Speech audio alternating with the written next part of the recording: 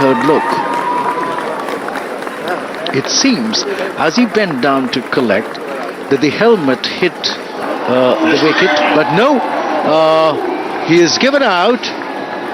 He had finally collected and he was still out of his crease when he took off the bails once again, or dislodged the wicket, so to say. So 213 for 6. The 6th Sri Lankan wicket to fall at the end of the 38th over. Sri Lanka is still there on 69. There is still hope for Sri Lanka. 4 more wickets in the kitty, and Sri Lanka should hope to get another 50, 60, 50 odd runs from here. 38 ओवर की समाप्ति पर 213 6 विकेट के नुकसान पर श्रीलंका 69 रन और तीक्ष्णा अभी नए बल्लेबाज के तौर पर आए हैं। मिराज का ओवर था, 5 रन दिए उन्होंने और विकेट मिला। स्टम्प्स आउट हुए डिसिल्वा। श्रीलंका दीवार बन के खड़े हुए हैं बांग्लादेशी इरादों के बीच में। सामने है इस समय श्रीलंका स्ट्राइक पर महेश तीक्ष्णा, जो कि 19 मैच खेल चुके हैं, 161 रन बनाए हैं। कोई 50, कोई 100 नहीं उनके खाते में। तस्किन गेंदबाजी करने के लिए तैयार, और इस बार ऑफ स्टंप से बाहर की तरफ निकलती हुई गेंद बल्ले को जरूर घुमाया था वहां पर श्रीलंका ने, लेकिन भाग्यशाली रहे कि बल्ले का कोई किनारा नहीं लगा। रन भी मिल सकते थे, लेकिन डीप स्क्वायर थर्ड मैन पर फील्डर मौजूद है किसी भी इस तरह के प्रयास के लिए। मोहम्मदुल्ला और विकेट कीपर खुद मुस्तैद हैं, जिन्होंने भी स्टंप करके एक सफलता दिलाई अपनी टीम को। फोर्थ विकेट गेंदबाजी करते हुए इस समय तस्कीन कमेंटेटर बॉक्स के ठीक सामने से स्टंप्स के पास से है, और इस बार ड्राइव करने में सफल हुए डीप पॉइंट की तरफ। जब तक की फील्ड होती 1 रन के लिए आराम से चहलकदमी करते हुए पहुंच गए।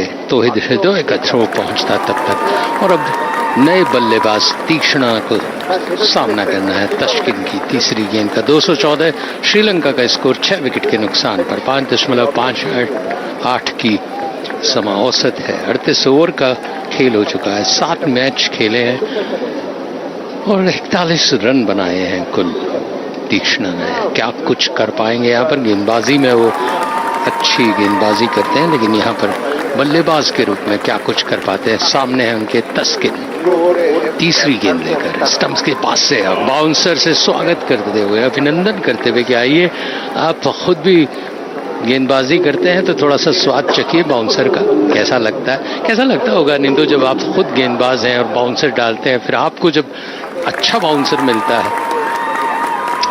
Well, there has been an ongoing historical tussle between fast bowlers. I shall give you back what you give to me. Yes, जो आपने जैसा बोया है वैसा पाएंगे। तस्कीन बॉलिंग करने के लिए तैयार, स्टंप्स के पास से अच्छी बॉलिंग रन अप और हल्के से उसको स्टीयर किया। फील्डर वहां पर मौजूद हैं, रन नसूम अहमद के हाथों से रोकते हुए वो उनको 1 ही रन से संतुष्ट होना पड़ेगा। तेजी से गई थी गेंद सीमा रेखा के पास, लेकिन मौजूद थे नसूम वहां पे। उन्होंने फील्ड किया, थ्रो किया, उनको प्लेस नहीं कर पाए, गैप नहीं ढूंढ पाए। 1 रन से संतुष्ट अपना खाता खोला तीक्ष्णा, 1 रन, और श्रीलंका का स्कोर बढ़ा के 215 275 का टारगेट सोच रहे थे वो। काफी अब 12, हालांकि रन 12 ओवर हैं आपके पास, लेकिन 283 का प्रेडिक्शन यदि इस तरह से आप बल्लेबाजी करते रहें तो श्रीलंका का मौजूद रहना बहुत जरूरी है। धीरार अच्छी गेंद, तेज गेंद, हल्के से उसको स्क्वायर लेग एम्पायर के पास कलाइयों का इस्तेमाल करते हुए खेला। 1 रन के लिए दौड़ पड़े, छोर बदला। कोई भय नहीं है कि भाई नए बल्लेबाज को ज्यादा चांस दें या ना दें। पूरी तरह से विश्वास से श्रीलंका ने कलाइयों का इस्तेमाल करते हुए शॉर्ट ऑफ लेंथ गेंद को हल्के से मोड़ के 1 रन के लिए दौड़ पड़े। सो स्कोर बढ़कर 216, श्रीलंका का 215 6 विकेट के नुकसान पर। 38.4 का खेल हो चुका है। 38.5 216 6 विकेट के नुकसान पर। तस्किन गेंदबाजी करने के लिए तैयार, फिर बाउंसर लगातार तीक्ष्णा को 2 बार अभिनंदन करते हुए कितने बाउंसर डालोगे भैया? एम्पायर नोट कर लेंगे, फिर बता देंगे कि भाई आप ज़्यादा बाउंसर डाल रहे हैं। लेकिन ठीक है, जैसा आप बोएंगे वैसा पाएंगे, ये बताया अनिंदो ने। ओवर समाप्त हुआ 39वां, 216, 6 विकेट के नुकसान पर श्रीलंका का स्कोर। श्रीलंका 71 पर, तीक्ष्णा 1 पर।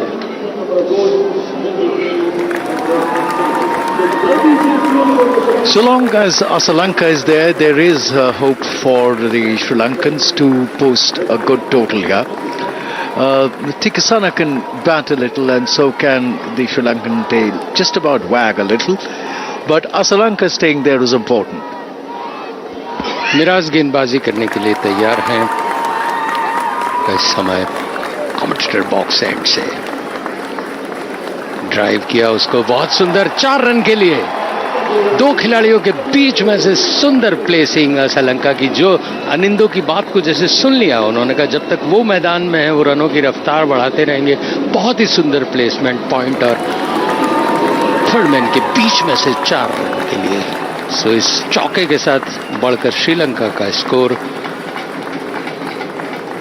220, 6 विकेट के नुकसान पर। अच्छे स्ट्रोक्स देखने को आतुर यहाँ के दर्शक इस बार ओवर पिच बनाते हुए हल्के से उसको पुश किया।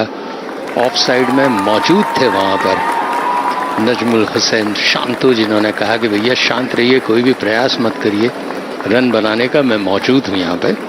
और इस बार ड्राइव किया शांतु के बाईं तरफ से कि भैया 1 रन तो लेने दीजिए जब तक कि फील्ड होके आएगी। शोरफुल द्वारा 1 रन से संतोष। 221, 6 विकेट के नुकसान पर 39.3 ओवर के खेल पर। मिराज पहली गेंद में उनका अभिनंदन किया था। श्रीलंका ने चौका मार के कुल 9 ओवर कर चुके हैं। 10वां ओवर है, 47 रन दिए हैं, 1 विकेट उन्हें मिला है। श्रीलंका 76 पर और तीक्ष्णा 1 रन पर सामने है मिराज के। Right arm over the wicket गेंदबाजी करने के लिए ड्राइव किया उसको, तेज ड्राइव था लेकिन मौजूद थे वहां खिलाड़ी मोहम्मदुल्ला जो कि बहुत तेज थ्रो करते हैं, बल्लेबाजी अच्छी करते हैं, गेंदबाजी भी करते हैं, उन्हें नहीं बीट कर पाए। 1 रन सिर्फ मिला, स्कोर बढ़ के हुआ 222, 6 विकेट के नुकसान पर। मिराज की गेंद राउंड द विकेट और कलाइयों का इस्तेमाल किया, वहां पर तेज छलांग लगाते हुए रोकने की कोशिश की, सफल भी रहे। 1 रन सिर्फ बना वहां पर। तस्कीन ने जिस तरह से फील्डिंग की थी, रोका उन्होंने आगे रन बढ़ने के लिए। Yes, the Bangladesh fielding, the ground fielding has been good. They've been throwing around and they've been saving runs. And but about the Sri Lankan batting, this must be said that Sri Lanka has played a very handsome knock here. End of that over, at the end of that over, Miraz is over. He's bowled his quota of 10, 1 for 49. Miraz, Sri Lanka 223 for 6 in 40 overs. Sri Lanka is in 77th, Tikasana is in 2. One will have to wait and see how far the Sri Lankan batting can go from here. As I said, Sri Lanka staying there till the end will be important to Sri Lanka's hopes. And this commentary is brought to you by Akashvani in association with Channel 2 Group, exclusive global rights holder. My scorer, who's always updating me, I hope Mr. Obi Sharma, he tells me that he's given me the figures. So Sri Lanka reached 52 in 10 overs, 113 in 20 overs, 113 for 3, 52 for 1 of 10, then 162 for 5 in 30 overs, and then 223 for 6 in 40 overs. So that's how it is. Mehdi Hassan Miraz, his figures: 10 overs, no maidens, 49 runs and 1 wicket. Those are his figures. And as we wait for the start of a new over, the floodlights taking effect here, as Taskin it is bowling to Sri Lanka. And Sri Lanka again pulls it away towards the mid-wicket region. It is Das there who feels the throw comes in And one more to the Sri Lankan total takes them to 224. 40.2 overs gone. And Sri Lanka hoping that they'd be able to reach and post an imposing enough and challenging enough total for the Bangladesh batsmen to chase. 224 for 6. 52 for 1 at 10. And then, of course, they went on to score 113 for 2 in 20, 162 for 5 in 30, 223 for 6 in 40. And this time, this ball is played away by Tikasana towards the Whitish Madon region, not for runs. The Sri Lankan score remains at 224 for 6. Well, this match will be distinguished for the fact that the first time in the history of cricket, a batsman was declared out, timed out. When Angela Matthews took his time coming in and then taking her stance as Thaskin comes in and bowls to Tikasana. Tikasana this time opening the face of the bat and steering it away towards the deep point region for a single, allowing the more established and informed Sri Lanka to take strike, who is on 78 of 88 deliveries, 225 for 6 in the 41st over. In the history of ODI cricket, my statistician Manoj updates me. Mahendra Ramanath is the only cricketer who is declared out handled the ball. He achieved this rather dubious distinction versus Australia, while Matthews today became the first player to be dismissed. Timed out. Thaskin comes in to Sri Lanka. Round the wicket, and Sri Lanka this time to a ball which is angling into his pads, nicely tucks it away towards the mid-wicket region, all along the ground, all along the carpet for a single. The Arun Jaitley Stadium now bathed in the floodlights. It had enough of the afternoon sun after a rather murky 2 days and a murky morning as well in Delhi. Things cleared up. Thaskin now bowls to Tikasana. Over the wicket from the far end. Bowls to Tikasana. This is a good bouncer, and Tikasana does well to swerve out of the line of the delivery like an accomplished batsman. Thaskin finishes his 9th over. His figures now read none for 33. 3 runs of that over. Sri Lanka 226 for 6 of 41 overs. Sri Lanka is on 79. Tikasana is in 3. We are 226 for the loss of 6 wickets. Tanzim will come in for his 8th over from the commentator's box end. And he'll be bowling to Sri Lanka.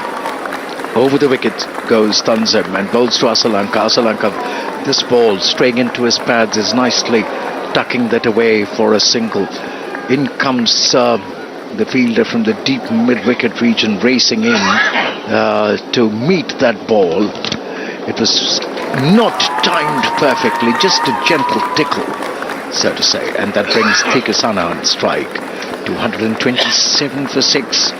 Tanzim going back to the top of his bowling run-up, and he'll be bowling to Tikasana. Tikasana is in 3 of 8 deliveries.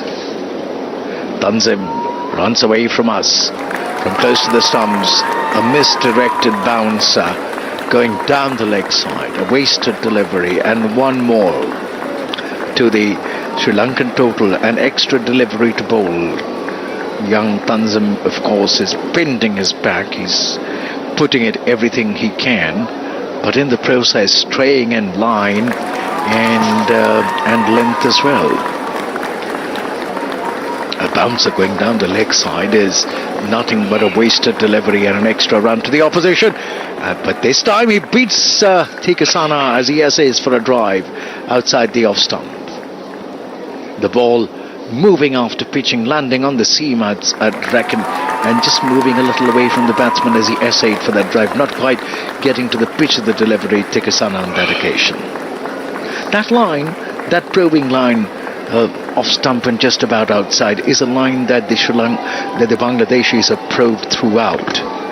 As Tanzim moves away from us and bowls once again, and he's essaying for half drive, half cut is Tikasana, and shadow practicing that shot. Nice Tikasana, but he missed that, and lucky there that he didn't get an edge. Tanzim, he's into his 8th over, 1 for 58 already. Going back to the top of his bowling run-up. The shadows under the lights beginning to show now, as the lights take effect here at the Arun Jaitley Stadium. Once again, pulling back the length a little is Tanzim. And once again, for the 3rd time, Tikasana flashes his bat in the air, doesn't make contact. Lucky for him, he survives, as Tanzim once again goes back to the top of his bowling run-up. The field for Tanzim now well spread out. There is a man at mid-off, there is a man at extra cover, there is a man at point, there is one at the sweeper cover region, as this time he was looking for a run, was Tikasana. Hurries back, the throw dislodges the wickets, but Tikasana was, I think, safely home. 228 for 6. We're into the 42nd over of the Sri Lankan innings. As Tanzim Sakab walks back to the top of his bowling run-up. The umpire is taking a little time to put the bails back there, as Tikasana takes strike. 228 for 6. Tanzim from just below us at the commentary box end runs away from us, bowls to Tikasana, and Tikasana at this time manages to put bat and ball and just pushes for a single, quickly ambling across. This is one thing the Sri Lankans have done well. They've rotated the strike with remarkable alacrity and alertness.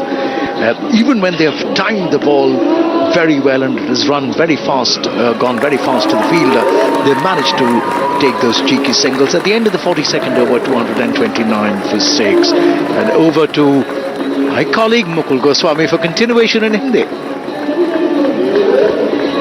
42 ओवर समाप्त हो चुके हैं, 64 गेंदें और बची हैं, 848 गेंदें और बची हैं आपकी, जिसमें क्या कुछ कर पाते हैं श्रीलंका, जो कि अपना हाईएस्ट स्कोर साउथ अफ्रीका के खिलाफ जो 79 था उसे पार पा चुके हैं। तीक्ष्णा का स्वागत लगातार बाउंसर्स से किया गया था। 229 6 विकेट के नुकसान पर श्रीलंका का स्कोर है इस समय। 42 ओवर की समाप्ति पे 5.45 का औसत है। बल्लेबाजों को विश्राम का कुछ क्षण मिलता है तो वो चूकते नहीं है पानी की बीच में पुकार, जबकि श्रीलंका को तो जरूरत होगी, काफी देर से मैदान पर है, 90 गेंदों का सामना कर चुके हैं। महेश से बातचीत करते हुए अब महेश सामने है तस्किन के, तस्किन कमेंटेटर बॉक्स के ठीक सामने के एंड से, जहां पर दिल्ली जड़ा हुआ है। इंडिया 2023 दूधिया रोशनी से नहाता हुआ ये अरुण जेटली स्टेडियम खूबसूरत दिख रहा है इस समय। सूर्य जैसे जैसे अस्त हो रहा है, श्रीलंका की पारी भी अस्त होने के करीब, और इस बार ड्राइव किया, पूरी तरह से बीच बल्ले पे नहीं ले पाए, कोशिश जरूर की थी तीक्ष्णा ने, लेकिन बॉलर ने खुद तस्कीन ने अपने फॉलोअप पे कलेक्ट, कोई रन नहीं। तेज गति से बॉलिंग करने की यॉर्कर लेंथ की गेंद थी और अचकचाते हुए उसको तीक्ष्णा ने खेला। श्रीलंका 229 6 विकेट के नुकसान पर 43वां ओवर चल रहा है। करंट रन रेट जो है इससे 272 रन होने चाहिए, ये पूर्वानुमान है सिर्फ, क्या कुछ होता है देखना है। स्किन गेंद पटकी हुई कंधे का जोर लगाते हुए सिर्फ सुरक्षात्मक तरीके से खेला हुआ फील्ड पर मिराज के हाथों में पहुंची, जब तक कि स्क्वाड इस पॉइंट पे और फील्ड होके शांत बैठे हैं। यहाँ पर दर्शक जो बांग्लादेश का समर्थन कर रहे थे, बहुत उत्साहित थे, वो कुछ खामोश है। Anindo, Yes, a little quiet phase here.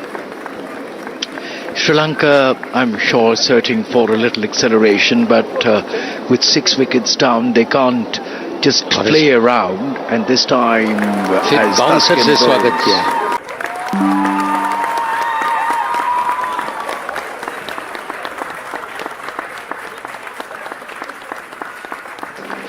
शायद अनिंदो की बात सुनकर वो उस तरह का प्रयास करें, क्योंकि इस समय एक दिवसीय मैचों में आपको रन बनाना है, किसी भी तरीके से बनाए, जहां आपको बॉल अगर परेशान करे उसमें से ढूंढिए, अवसर ढूंढिए. Written all over it, straying down the leg side, almost knee high, and it was inviting to be hit. So Stikasana is an 8.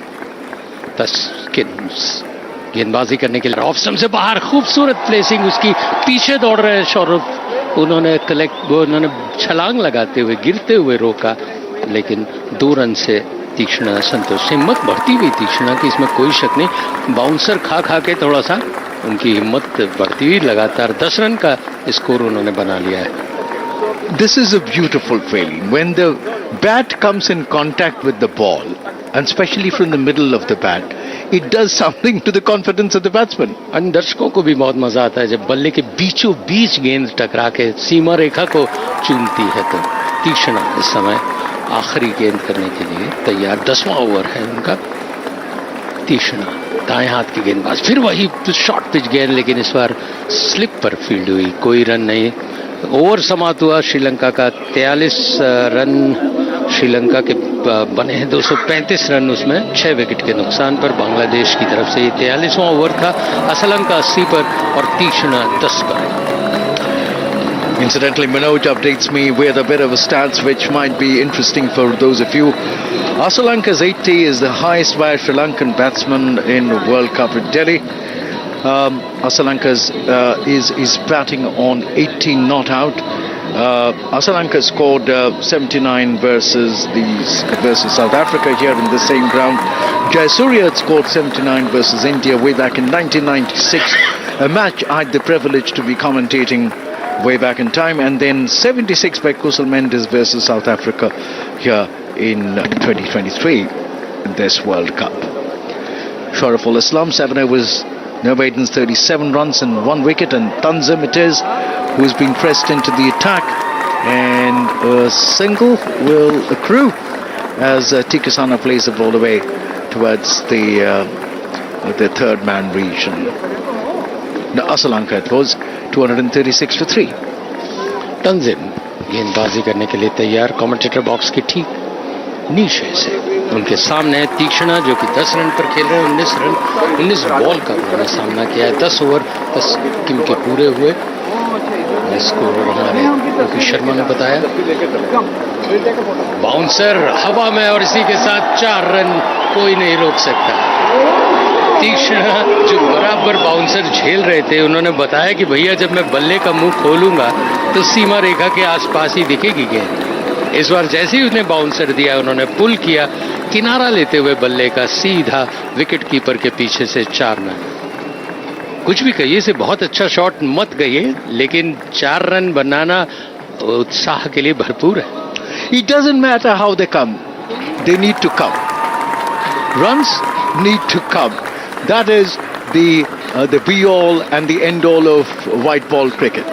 उनके हाथ में ग्लव्स में कुछ लगी है चोट, क्योंकि वो ग्लव्स से लग के टकराई थी. मनोज बता रहे इस मैदान में श्रीलंका का विश्व कप में सर्वोच्च स्कोर रहा है 326, जो कि दक्षिण अफ्रीका के खिलाफ हाल ही में 428 रन के मुकाबले बनाया था. बहुत छोटा स्कोर था, यदि अगर मैं कहूँ कि दक्षिण अफ्रीका के स्कोर को देखें. 272 पर 4 भारत के विरुद्ध उनका 95-96. तो 272 से बाहर ले जाना चाहते हैं मनोज इसको.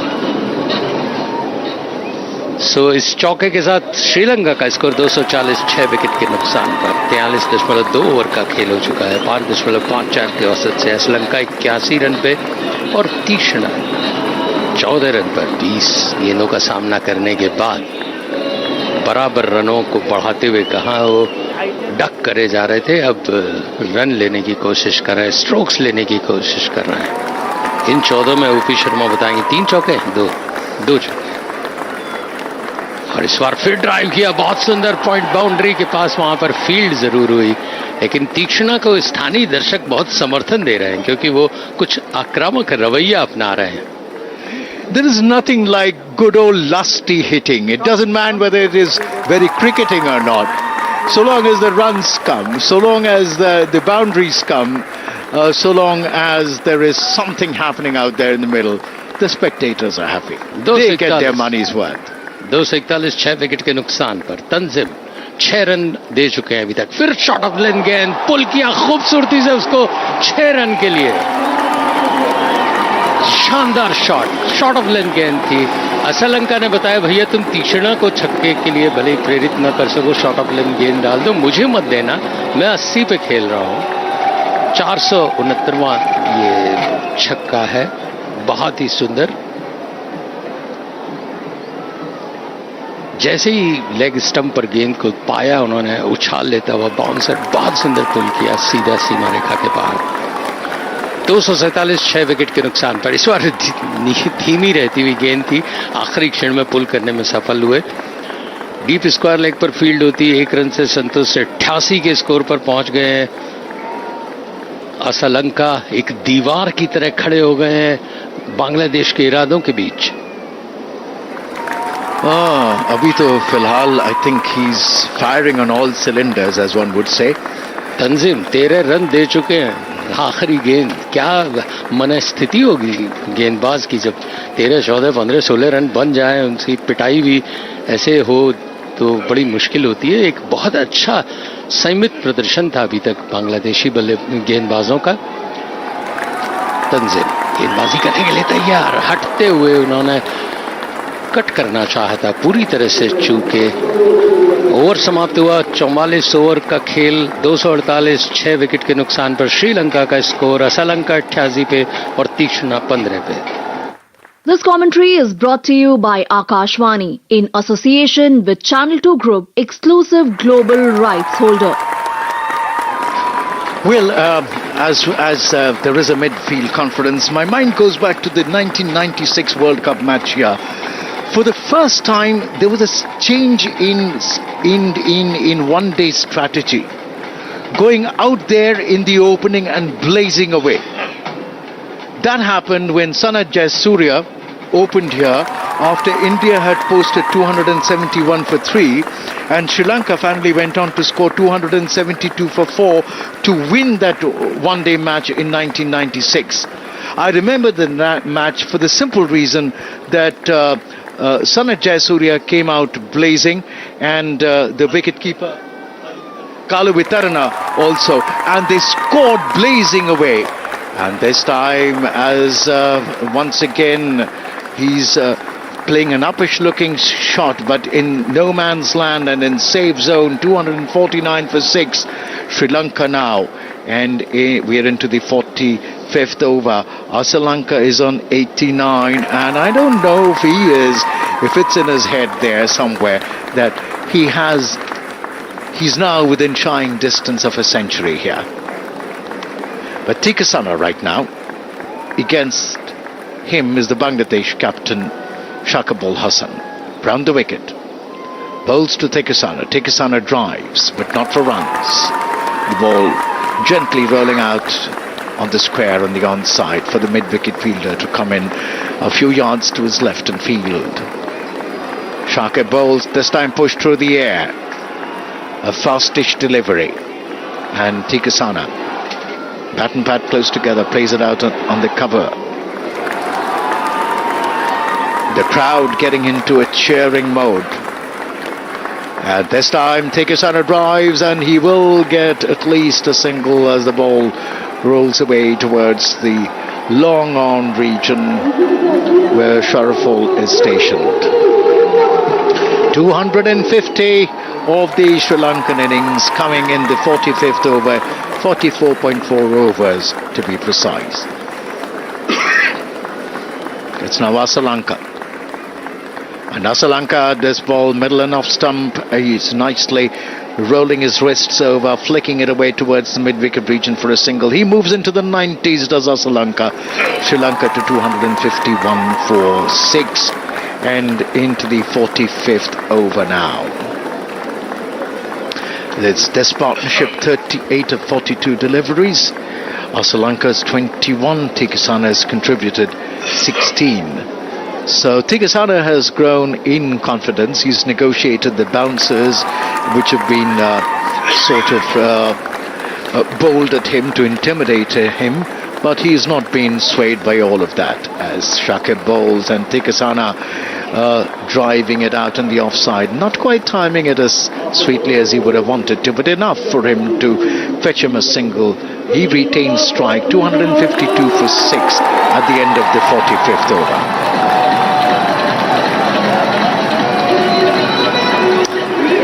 Well, my statistician Manoj once again updates me that if Sri Lanka manages to score 100 here, he'll be the second Sri Lankan to post a century here. Earlier, way back in 1982-83, Roy Dyer scored 102 versus India. That was in a test match, right? In a one-dayer.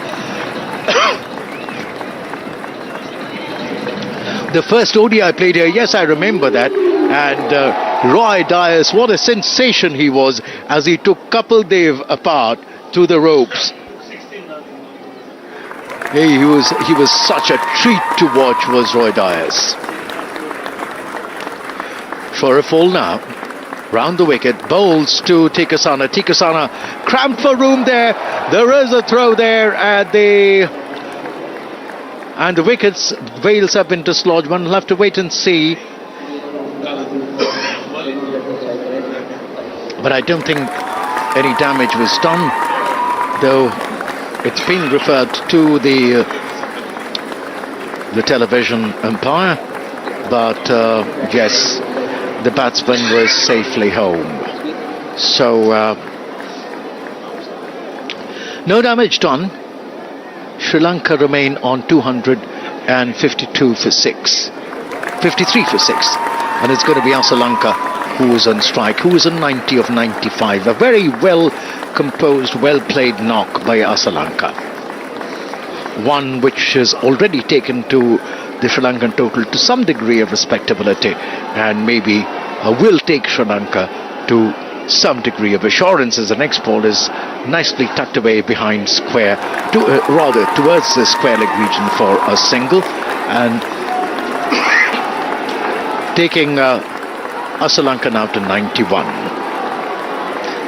91 of 96 deliveries, 254 for 6. We enter the 46th over of the Sri Lankan innings.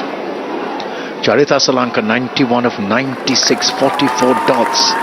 And how many fours has Sri Lanka hit? 5 fours and 4 sixes. And this ball has been played away all the way to the boundary for 4 runs. Tikasana this time. Sharaful was the bowler. Sharaful bowling outside the off stump, giving Tikasana some room, and Tikasana playing that ball towards the point boundary all along the carpet for 4 runs. Tikasana growing in confidence and in substance and in dominance over the bowling, and he is nicely ducking into the next one from Shariful as he pitches it in short. He's looking in all ways an accomplished batsman out there is Tikasana. A 45-run partnership of 47 deliveries. Now Sri Lanka has scored 22 of them, as Tikasana has been an equal contributor by scoring 22 of those runs. Tikasana waits now for Shariful. Shariful round the wicket, bowls to Tikasana. Tikasana goes for a mighty heave. For a mighty heave, good old hoik over mid-wicket. Oh, it could have gone anywhere for all you know. It could have gone over third man, it could have gone over mid-wicket, it could have gone anywhere. He just swirled around with his bat in a mighty heave. Shariful back to the top of his bowling run-up. Tikasana is on strike, he's in 22. Shariful from wide of the crease, bowls to Tikasana. Tikasana, this time an uppish cut towards the third man region. He's out. He's out. Tikasana playing that uppish cut towards deep third man. And it was straight down the fielder's throat. The ball was in the air. Tikasana off the ground, so to say. Thuskin was it who took the catch? Doesn't seem like Thuskin. I'll have to wait for a confirmation from my scorer. Tanzim it seemed, but that leads to the fall of the 7th Sri Lankan wicket. Tikasana gone for 22. 258 for 7. Now Sri Lanka at the end of the 46th over. तीक्ष्णा ने कोशिश की कि श्रीलंका की तरफ से कुछ रोमांच यहाँ पर दर्शकों के अंदर फूका जाए। श्रीलंका 91 रन पर है, क्या अपना शतक बना पाएंगे? 4 ओवर हैं, अभी तो बहुत समय है। सूरज ढलता हुआ प्रश्न पूछता हुआ, दूधिया रोशनी से नहाया हुआ ये खूबसूरत स्टेडियम, अरुण जेटली स्टेडियम, साक्षी बन रहा है 38वें मैच का, विश्व कप के आखिरी मैच का यहाँ पर, जो कि दिल्ली में आयोजित होना है। 258 7 विकेट के नुकसान पर शाकिब बॉलिंग करने के लिए तैयार। श्रीलंका उनके सामने हल्के से उसको ऑन साइड की तरफ खेला, 1 रन ऑफ साइड पर गया। दो रन ले चुके थे जब तक कि दौड़ते हुए पहुंचते वहां पर फील्डर का थ्रो पहुंचता, काफी वाइल्ड थ्रो था। इस समय खेल धीरे धीरे रोमांच की तरफ अग्रसर हुआ। तीक्ष्णा ने काफी अच्छी बल्लेबाजी करके यहां उत्साहित किया, हल्के से 1 रन के लिए दौड़ पड़े जब तक कि फील्ड होता पर लॉन्ग ऑन पर 261 7 विकेट के नुकसान पर शाकिब अपना आखिरी 10वां ओवर लेकर इस समय 56 रन उन्होंने दिए, 2 विकेट लिए हैं और चमीरा सामने आ गए हैं श्रीलंका की तरफ से। शाकिब के सामने चमीरा फील्डिंग का मुआयना करते हुए, घेराव लिए हुए फील्डिंग उनके लिए, ऑफ साइड में स्लिप काफी स्क्वेरिश। शाकिब की गेंद हल्के से पूरा सम्मान दिया, बल्ले के बीचों बीच आने दिया, जैसे कि कोई आरंभिक बल्लेबाज सम्मान देता है शुरुआती ओवर्स को। पूरी कोशिश करते हुए शाकिब की उनको विचलित करें, और इस बार फिर अंदर आती हुई गेंद बीट हुए पूरी तरह से, खुद से असमंजस में प्रश्न पूछ रहे थे चमीरा कि वो क्यों नहीं पढ़ पाए इस गेंद को। 94 पर है श्रीलंका, सीनियर पार्टनर हैं, हो सकता है कहें 1 रन लेके आ जाओ भैया, छोर बदलो। शाकिब की गेंद फिर अंदर आती हुई गेंद, अच्छी, पूरा सम्मान दिया। 3 गेंदें आप निकाल दें तो सामने वाला जो कि 94 रन पे खेल रहा हो उसका मन निश्चित रूप से विचलित होगा। उन्होंने कुछ इशारा नहीं किया अभी तक चमीरा को। श्रीलंका 261 7 विकेट के नुकसान पर 5.57 की औसत से इस समय रन बन रहे हैं। शाकिब बाएं हाथ के बॉलर और ड्राइव किया उसको, जिसका कहते हैं परीक्षण करते हुए, अपने आप का संयम को टटोलते हुए उन्होंने पुल जरूर किया था, लेकिन बॉलर वहां पे फील्डर मौजूद थे। 1 रन बना, श्रीलंका का स्कोर बढ़ के हुआ 262 रन 7 विकेट के नुकसान पर 47 ओवर की समाप्ति। जनता से संसद तक एक बार फिर चल पड़ी है चुनावी रेड। 18 वर्ष से ऊपर हर यात्री से अनुरोध है, अपनी दुविधाओं और समस्याओं का पिटारा लेकर आ जाएं। मतदाता जंक्शन सीजन 2 पर निर्वाचन आयोग और आकाशवाणी कर रहे हैं आपका इंतजार। तो आइए मिलते हैं मतदाता जंक्शन सीजन 2 पर।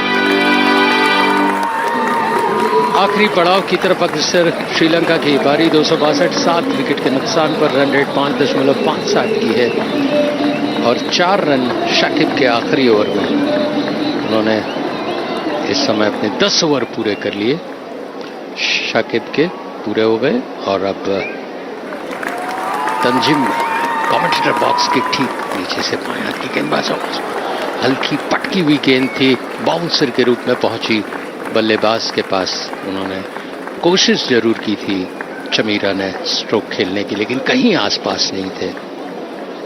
शौरफुल को गेंदबाजी का जिम्मा दिया है इस समय कमेंटेटर बॉक्स के ठीक नीचे से। हमसे दूर जाते हुए 47 रन की 47 अंक की जर्सी पहने हुए शौर्यफुल दूसरी गेंद लेकर, और इस बार पटकी हुई गेंद शरीर पर झेली, पुल करना चाहते थे, पूरी तरह से चूके अंदर गाते हुए गेंद थ्रो जरूर पहुंचा स्टंप्स पर, लेकिन छोर बदल चुके थे दोनों ही बल्लेबाज। श्रीलंका 94 पे, चमीरा 1 पे, 263 7 विकेट के नुकसान पर 48वां ओवर चल रहा है।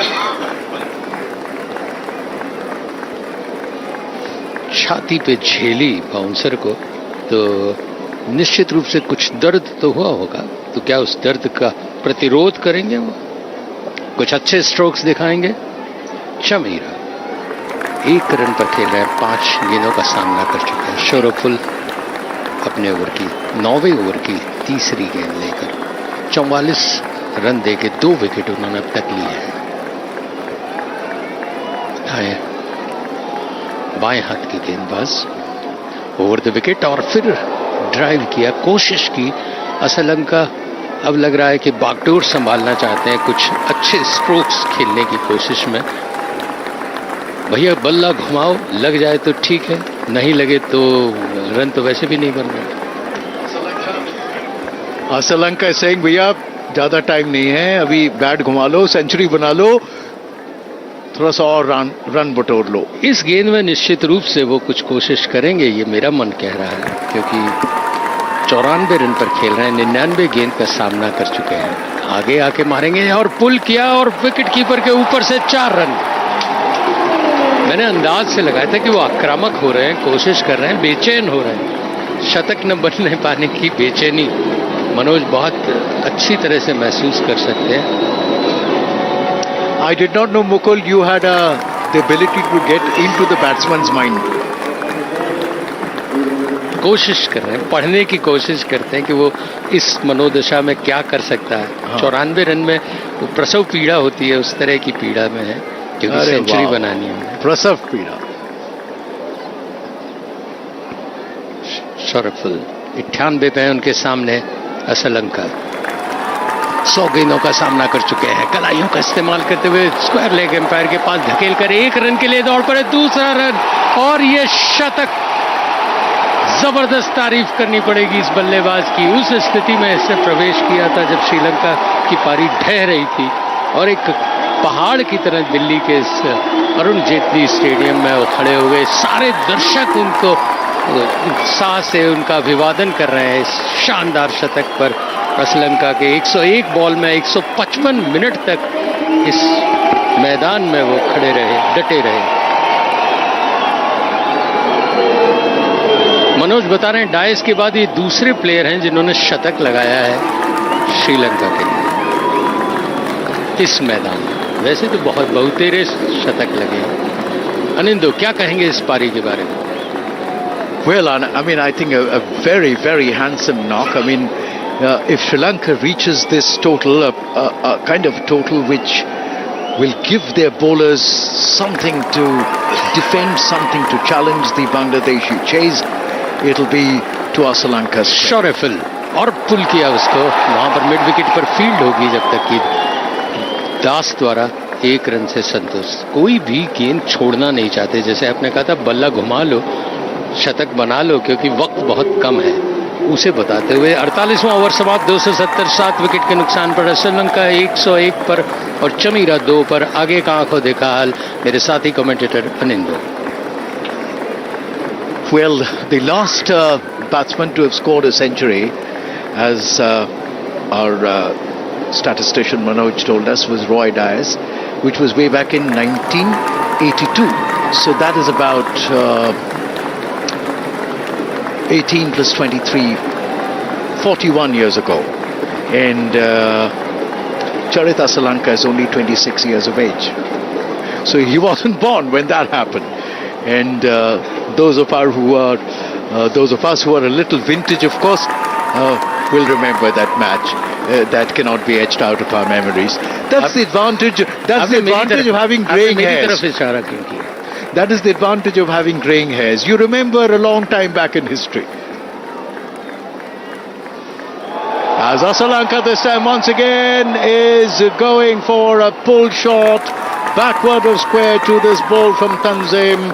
Didn't quite time it as sweetly as he has been so far, but the ball landed in no man's land, short of the fielder, coming in from the fine leg region, and it was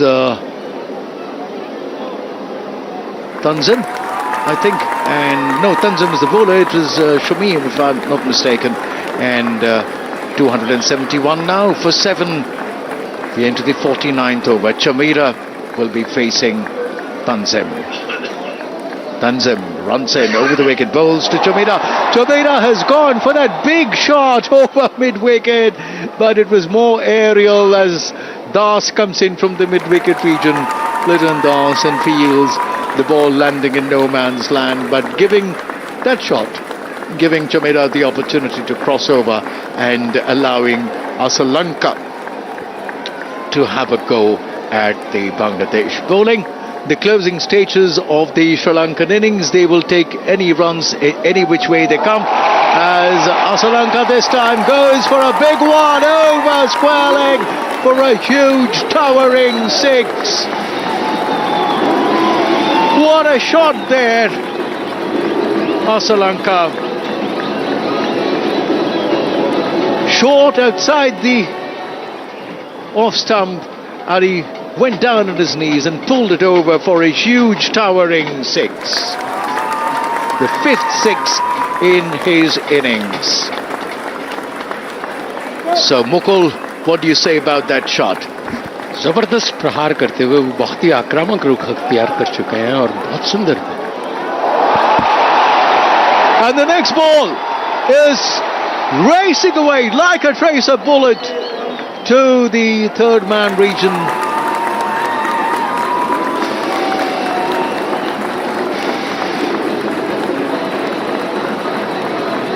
Sri Lanka played that shot, and it was the deep third man. The ball went aerial. We were unsighted a little, and now we have a clearer picture. Aerial route over third man. Das was stationed there near the ropes, and the ball coming straight down. He didn't have to move much. For a moment one thought it had gone over the fence, but Das was definitely there, and he picked up what was in the end a comfortable catch. Charith Sri Lanka going for 108 of 105 deliveries. Sri Lanka 278 for 8. We're into the 49th over of the Sri Lankan innings, and that'll bring on strike the new batsman, Rajitha. Charitha Sri Lanka, the second Sri Lankan to score a century here at the Arun Jaitley Stadium after the great man of the yesteryears, Roy Dyers. And that has sort of buoyed up the Sri Lankan innings quite a bit as Tanzim bowls, this time to Rajitha. Rajitha essaying into a half ball, half drive, doesn't quite get hold of the ball, and the ball peters out rather innocently towards the mid-wicket region and not for runs. Well, Sri Lanka was going for the shots, and that is what is expected of a batsman who is well set. He is expected to accelerate towards the end to propel his team to as much as is possible. And this time Rajitha has gone for that shot, and will it be caught? Yes, it has been once again. Das it is. On the deep square leg region, the 9 Sri Lankan wicket to fall, and Tanzim picks up 2 in this over to end his spell with 3 for 80. This was short, and he went for that shot. He was unsighted by that bounce a little, a sort of evasive half pull, half hook kind of a shot, and it ended Rajitha's stay at the wicket. Sri Lanka now 278 for 9 at the end of the 49th over. Just one more over to go, and will Bangladesh be able to skittle out or run through the Sri Lankan innings? Will Sri Lanka score a few more? Let's see where it goes. The run rate 5.67, which is decent enough. The Kotla wicket, there's been nothing so far. but one doesn't know how it will behave after the dew comes on in about an hour's time from now. Shorefall for the 10th over, for the last over of the Sri Lankan innings, and he'll be bowling from our end, which is the commentary box end from just below us, and the batsman to face him will be Chamira. Chamira facing Shorefall. Shorefall bowls a bouncer. Will that be called one? Yes, it has been signalled for one bouncer. Shorefall pitching the ball short, and Chamira going for a pull shot, but it didn't make contact with the ball, and Shorefall walking back to the top of his bowling run-up. Now the floodlights have taken full effect here at the Arun Jaitley Stadium as Shorefall provided the crease bowls, and this time it's been pulled away nicely towards backward of square, towards the fine leg region. Two fielders converging on that ball. The single is all that will accrue to the Sri Lankan total, taking them to 279 for 9. The last 4 deliveries of the Sri Lankan innings to come up here.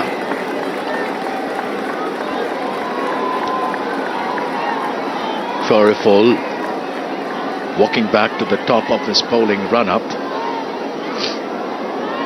bowling round the wicket. Some last-minute adjustments in the two Sri Lankan tailenders have a mid-wicket conference. Madhushankar it is, who's on strike against Shorefall. A mighty hike, misses, and that's a run out. So it would seem it has been referred to the third umpire, Mushfiqur, walking towards the third umpire to convince him that he actually need not go upstairs, but umpire has decided to go upstairs, and yes, playing the replay shows that he was short of his ground there. So the Sri Lankan innings folds up in the 50th over, and the final score, Sri Lanka 279 all out. That leaves Bangladesh 280 to chase, 279 in 49.3 overs, leaving Bangladesh now 280 to chase for a victory here. Mukul. बहुत ही शानदार पारी का समापन जिसको कहें, श्रीलंका ने लड़खड़ाते हुए शुरुआत की थी, लेकिन बहुत ही बेहतरीन 279 रन बनाए और एक 280 रन की चुनौती प्रस्तुत की है बांग्लादेश के सामने। और क्या कुछ अब तक हुआ है इसका विश्लेषण होगा, बांग्लादेश कैसे क्या कुछ करेगा, कौन बनेगा विजेता, सुनने के लिए अब हम आपको दिल्ली के स्टूडियो लिए चलते हैं। This commentary is brought to you by Akashvani in association with Channel 2 Group, exclusive global rights holder. और इस बार इस गेंद को डिफ्लेक्ट किया, स्क्वायर की दिशा में गेंद जा रही है, सीधे बाउंड्री लाइन के बाहर 4 रनों के लिए। बहुत ही खूबसूरत चौका, इंतजार किया और देखा भाला, जैसे ही गेंद नजदीक आई हल्के से केवल उसे मोड़ दिया स्क्वायर लेग पर। 4 रन खाते की शुरुआत भारत की इस चौके के साथ। आईसीसी विश्व कप 2023 के लाइव एक्शन का आनंद आकाशवाणी पर। आकाशवाणी ले आया है विश्व कप के सभी मैचों का आंखों देखा हाल आकाशवाणी के विभिन्न चैनलों पर। सुनना न भूलें, आकाशवाणी पर आईसीसी विश्व कप 2023 के सभी मैचों का आंखों देखा हाल सिर्फ और सिर्फ आकाशवाणी पर।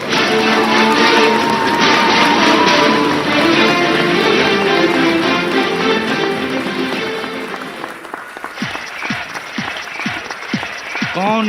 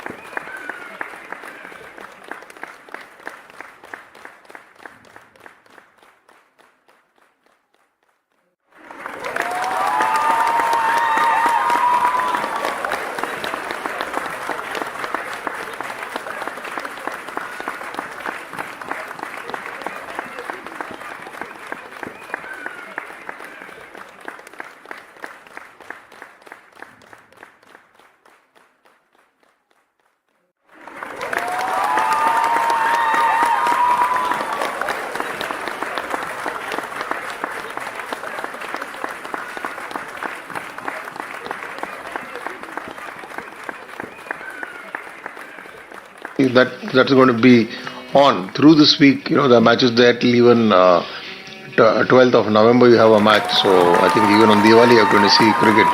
So we will have to wait on who makes it, who doesn't make it. So till then, enjoy each match. Yeah, till then enjoy each match just like we enjoy bringing you our shows through Akashvani every day. For the moment, thank you so much Kanan. Thank you Venkat for joining us. Thank you very much. And to all our listeners, बहुत बहुत शुक्रिया आपका भी हमारे साथ जुड़ने के लिए. आपसे मुलाकात होगी आखिरी शो में. फिलहाल आपको लेकर चलते हैं सीधे to the ball by ball commentary coming to you live now. कौन बनेगा विजेता? This commentary is brought to you by Akashvani in association with Channel 2 Group, exclusive global rights holder. For ball-by-ball commentary, let's go across to our commentary team for the live action. Hello and welcome back to the Arun Jaitley Stadium, where the stage is set for an exciting chase by Bangladesh. Sri Lanka, after being put into bat, managed to score 279 all out in the 50th over. It gives me the opportunity to run you through the Sri Lankan scorecard. And so Patham Nisanka was bowled by Tanzim Hassan for 41. Kusal Pereira was caught by wicketkeeper Mushfiqur and bowled by Shariful Islam for 4. Kusal Mendes was caught by Shariful, bowled Shakabul Hassan for 19. Sadira Samara Vikrama was caught by Mahmudullah, bowled by Shakabul Hassan for 41. Charita Asalanka scored a century here, 108, the second Sri Lankan batsman to score a century here at the Arun Jaitley Stadium, earlier known as the Firoz Shah Kotla. He scored 108 of 105 deliveries. Angela Matthews created a distinction of sorts as being the first batsman to be timed out in an international match. Dhananjay De Silva turned in a good hand of 34. He was caught by Mushfiqur, bowled by Mehdi Hassan Miraz for 34. Mahesh Dikasana was caught by Nassam, bowled Shariful Islam for 22. Dusanta Chamera was run out by Mushfiqur, the throw coming into the wicketkeeper for 4. Kasun Rajita was caught by Litton, bowled by Tanzim Hassan Saqib for 2.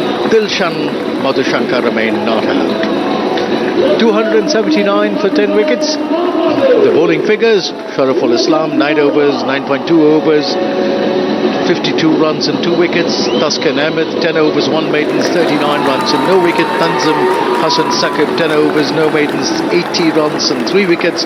Shakabul Hassan 10 overs, 57 runs and 2 wickets. Mehdi Hassan Miraz 10 overs, 49 runs and 1 wicket. So that was the Sri Lankan essay out there. Bangladesh set a target of 280. And welcome to the microphone, Mukul Goswami.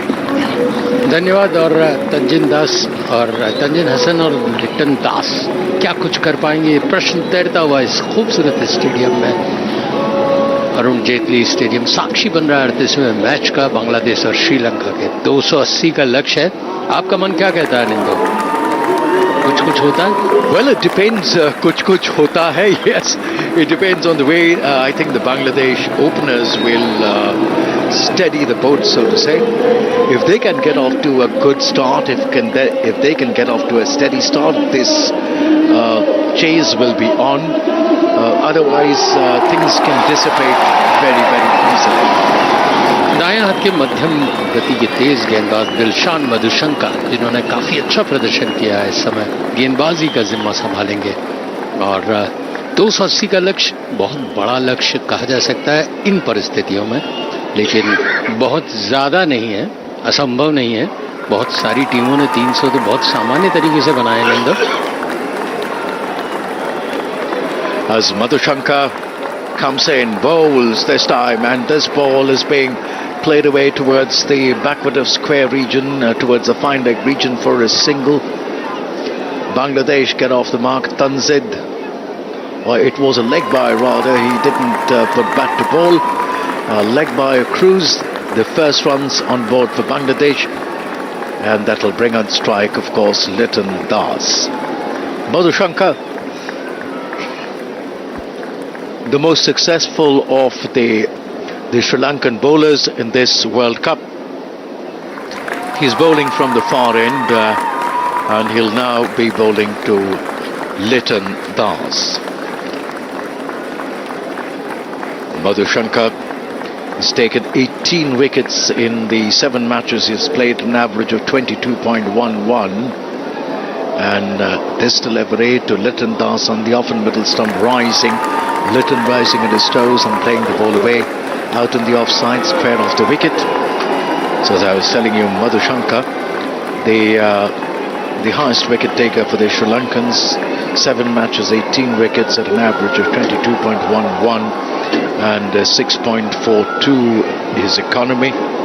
His overall ODI figures read 13 matches, 28 wickets, again at an average of 22.11 and at an economy of 5.84. So Madhushankar, left arm over the wicket, bowls to Liton Das. Liton Das getting behind, back and pad close together behind the line of the ball and plays it away towards the mid-off region, not for runs. As I said, Bangladesh will need to have a steady start. They will have to ensure that they don't lose an early wicket. 2, they will have to ensure that they keep the scoreboard ticking. 280 is not going to be an easy task on a wicket where the dew factor will come in very soon. That of course will be to a disadvantage of the bowling side, but Liton Das gets off the mark now as he tucks that ball away towards the fine leg region for a single, and the Bangladesh score now 2 for no loss way into the first over, and Madhushankar bowling from the far end. What is also sometimes in the olden days used to be known as the delegate end. Madhushankar comes in over the wicket. And this time, an uppish looking drive all the way to the point boundary for 4 runs by Tanzed. The Bangladeshi fans who are in small numbers, in small pockets here around their Arun Jaitley Stadium, fired up with that shot. Tanzid बहुत आक्रामक नेचर के हैं, स्वभाव के. जिस तरह तेज गेंदबाज होता है उसी तरह का उनका आक्रामक है. शॉट पुल कुछ भी वो चूकते नहीं है. सो देखना है कि ये दोनों की जोड़ी अगर जम जाती है तो मैच बहुत रोमांचक होगा. Yes, there is, when you come to teams like Bangladesh and Sri Lanka, they've been never short on providing excitement. Delightful stroke makers, the Bangladeshis. And this time, Tanzed goes the aerial route. And that'll go for a 6 or a 4. It's a 4. It is 1 bounce over the ropes, over the long on boundary. So 10 runs of this Madhushankar over. And Tanzed moves to 8. And Liton Das is on 1. A delightful shot there by Tanzed.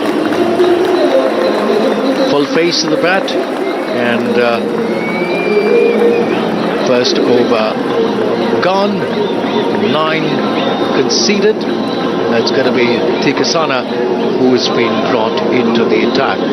क्या चिंता आपकी परीक्षा की तैयारी में बाधा बन रही है और आप परिणामों के बारे में चिंतित हैं? टेलीमानस के 144116 पर संपर्क करें. तीक्ष्ण गेंदबाजी की शुरुआत करेंगे कमेंटेटर बॉक्स एंड से. बल्लेबाजी में उन्होंने काफी अच्छा प्रदर्शन किया था, झेले थे खूब सारे बाउंसर और उसके बाद कुछ स्ट्रोक्स भी दिखाए.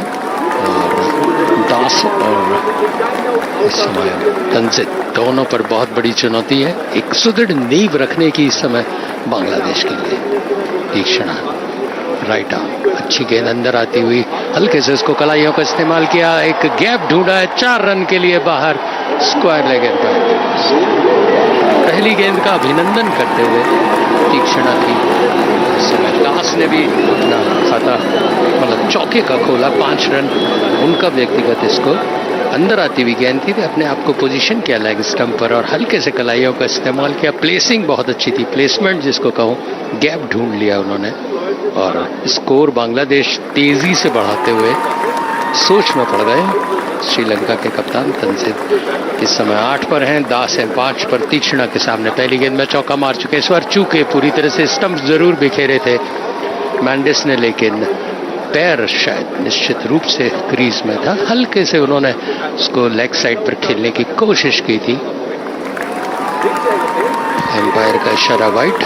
The attempt is to make the Bangladesh batsman come down the track and attack him, even as he's bowling a little wide off the wickets and trying to get a stumping into effect. Let's see if the Bangladesh batsman fall into the trap. तीक्ष्ण right arm over the wicket, stumps के पास से फ्लाइटेड गेंद पैड पर टकराई थी।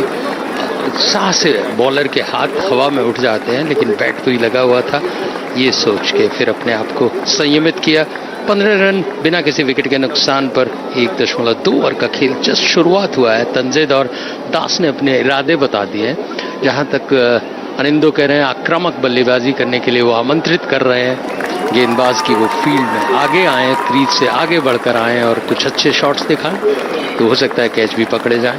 लेकिन यहाँ अभी मुश्किल है क्योंकि P1 चल रहा है, 2 ही खिलाड़ी फील्ड में बाहर हैं और अगली गेंद को बहुत ही सुरक्षात्मक तरीके से खेला ऑन साइड में, कोई रन नहीं। 15 रन बिना किसी विकेट के नुकसान पर तीक्ष्णा का ये ओवर कमेंटेटर बॉक्स एंड से एक तरफ मध्यम गति का आक्रमण, दूसरी तरफ स्पिनर के माध्यम से वो चाहते हैं बांग्लादेश के खिलाड़ियों को बांध सके। इस बार अच्छी गेंद थी, अंदर आती हुई हल्के से उसको पुश किया ऑन साइड में, तेजी से थ्रो मिला वहां पर विकेट कीपर के हाथों में। सदीरा समर विक्रमा का और रनों का कोई प्रयास नहीं इस समय बांग्लादेश के खिलाड़ियों द्वारा।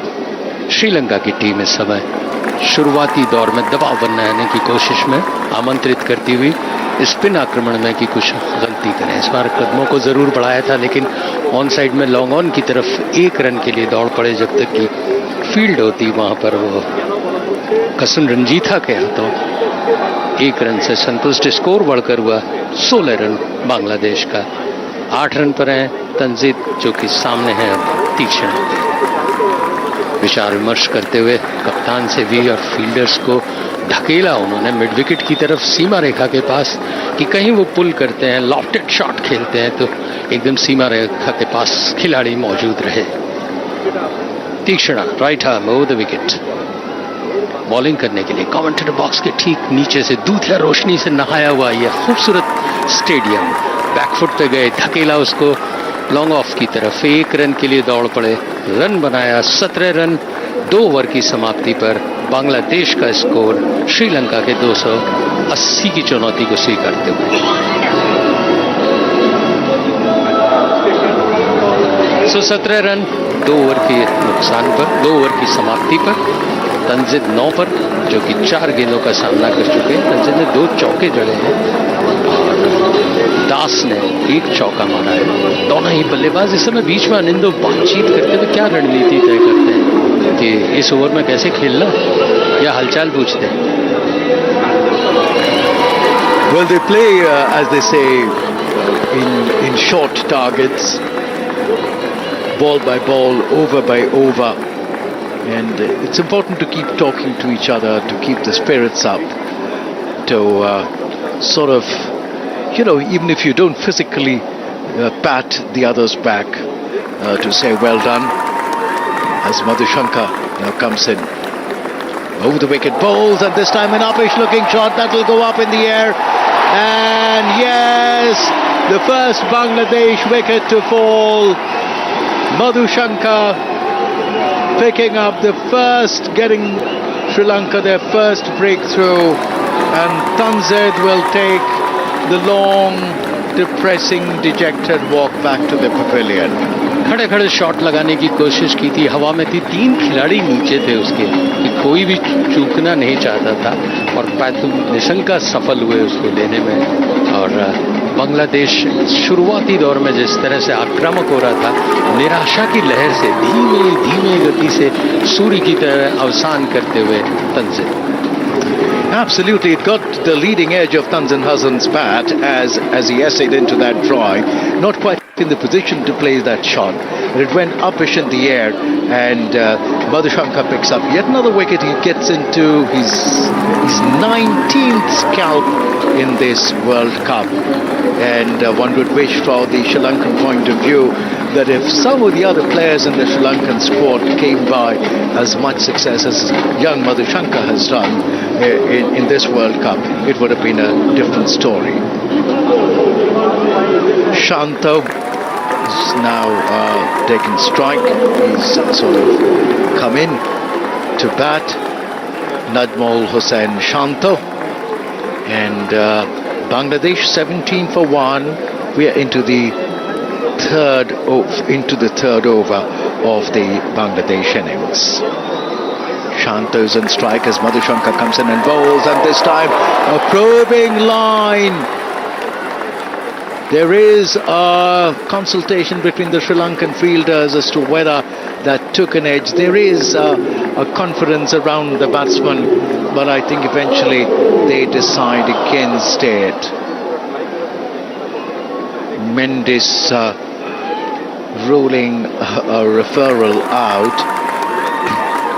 This was a scrambled seam delivery. Beating the batsman all ends up as he essayed for that push drive, did Shanto. Shanto waits as Madhushanka bowls, and Shanto this time gently tapping on that ball, and a check drive, plays it out in the offside, and not just for a single. So end of that over, is it? No. So 17 for 1 the score for Bangladesh. Tanzan Hassan was the batsman to depart. Caught Patum, bowled Dilshan Madhushanka, and his individual score of 9. And as Madhushanka comes in for the 4th time in this over, and is bowling to Litton Das. Litton Das this time forward, and then opens the face of the bat towards the point region, but the ball rolling down the track, the ball rolling down the square in the offside for the point fielder to field. No addition to the scorecard.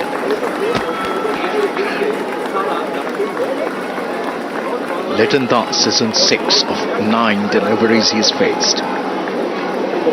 Madhushanka at the top of his bowling run up at the delegate end. He runs in. A strong bowling run up, and he bowls to Litton Das, and that was a chance there at the fine leg region, but it goes past the fielder there and thuds into the ropes there. Madhushanka will be ruining his luck that he didn't get the better of the batsman this time, despite the ball going up in the air, and the fielder getting so close to it but missing it at the last moment. Just slipped through his hands, I'd say. And he got to that ball, but finally did not manage to put his hands around it. There is some attention being sought in the field for the Bangladesh batsmen. I think the umpires are also in consultation. I am not quite sure as to what could have happened, but Shanto looks, he has a drink or two and is in consultation with his team members. I think some cramp problem that is causing Litton Das some problems, which is being attended to. Litton Das troubled by a cramp. Madhushanka's unfinished over has already yielded a wicket. 1 for 14 in 1.5 overs. Bangladesh 22 for 1. The batsman who was departed, Tanzan Hassan, was caught by Patam bowl Madhushanka. for 9 runs. And yes, all is okay now. Play will resume as the Bangladesh team physios would come running in and attended to Liton Das's problems. Liton Das is in double figures, he's in 10. Bangladesh in 22 for 1. They're chasing, remember, 280 for a win here. If they win here, it is not going to make a difference to their fortunes in this World Cup, but it's going to salvage some of their pride. Madhushanka bowls, and this time straying down the leg side is Madhushanka, and it's called a wide. Pitching outside the leg stump and moving further away. So that was an open invitation to be called a wide. And so one more to the Bangladesh total takes them to 23 for 1. We're into over number 3. The target, as you all know, is 280. The Arun Jaitley Stadium bathed in the floodlights now as Madhushanka bowls and Liton is forward. Liton Das is forward in defence. Bat and pad close together. The ball rolling out to the offside. Not for runs. Bangladesh remain on 23 for 1. The end of the third over, Madhushanka's figures read 1 for 15 of 2 overs. With that wicket of Tanzid Hassan, Madhushanka has picked up 19 wickets in this World Cup already. And as I was saying, that Sri Lanka might be hoping, and we as fans of the subcontinental cricket hope with some sigh, I would say with some regret, that had there been a few more players like Madhushanka in the Sri Lankan side, the Sri Lankan story would have been slightly different. Among the highest wicket takers, along with Adam Zampa in this World Cup. 19 to Zampa, 19 to the...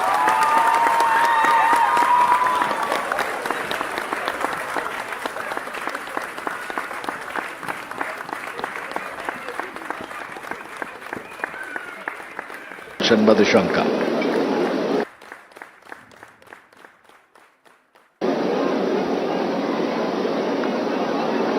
In the meantime, a fresh over commences. Tikasana, and this has been played away by Shanto, who's slap driving it towards the cover region for 4 runs. Half drive, half cut, all the way to the cover boundary for 4 runs. A horizontal bat shot, finishing up with a vertical follow through of the bat. It is probably best described as a cut drive, and all the way for 4 runs to the extra cover fence.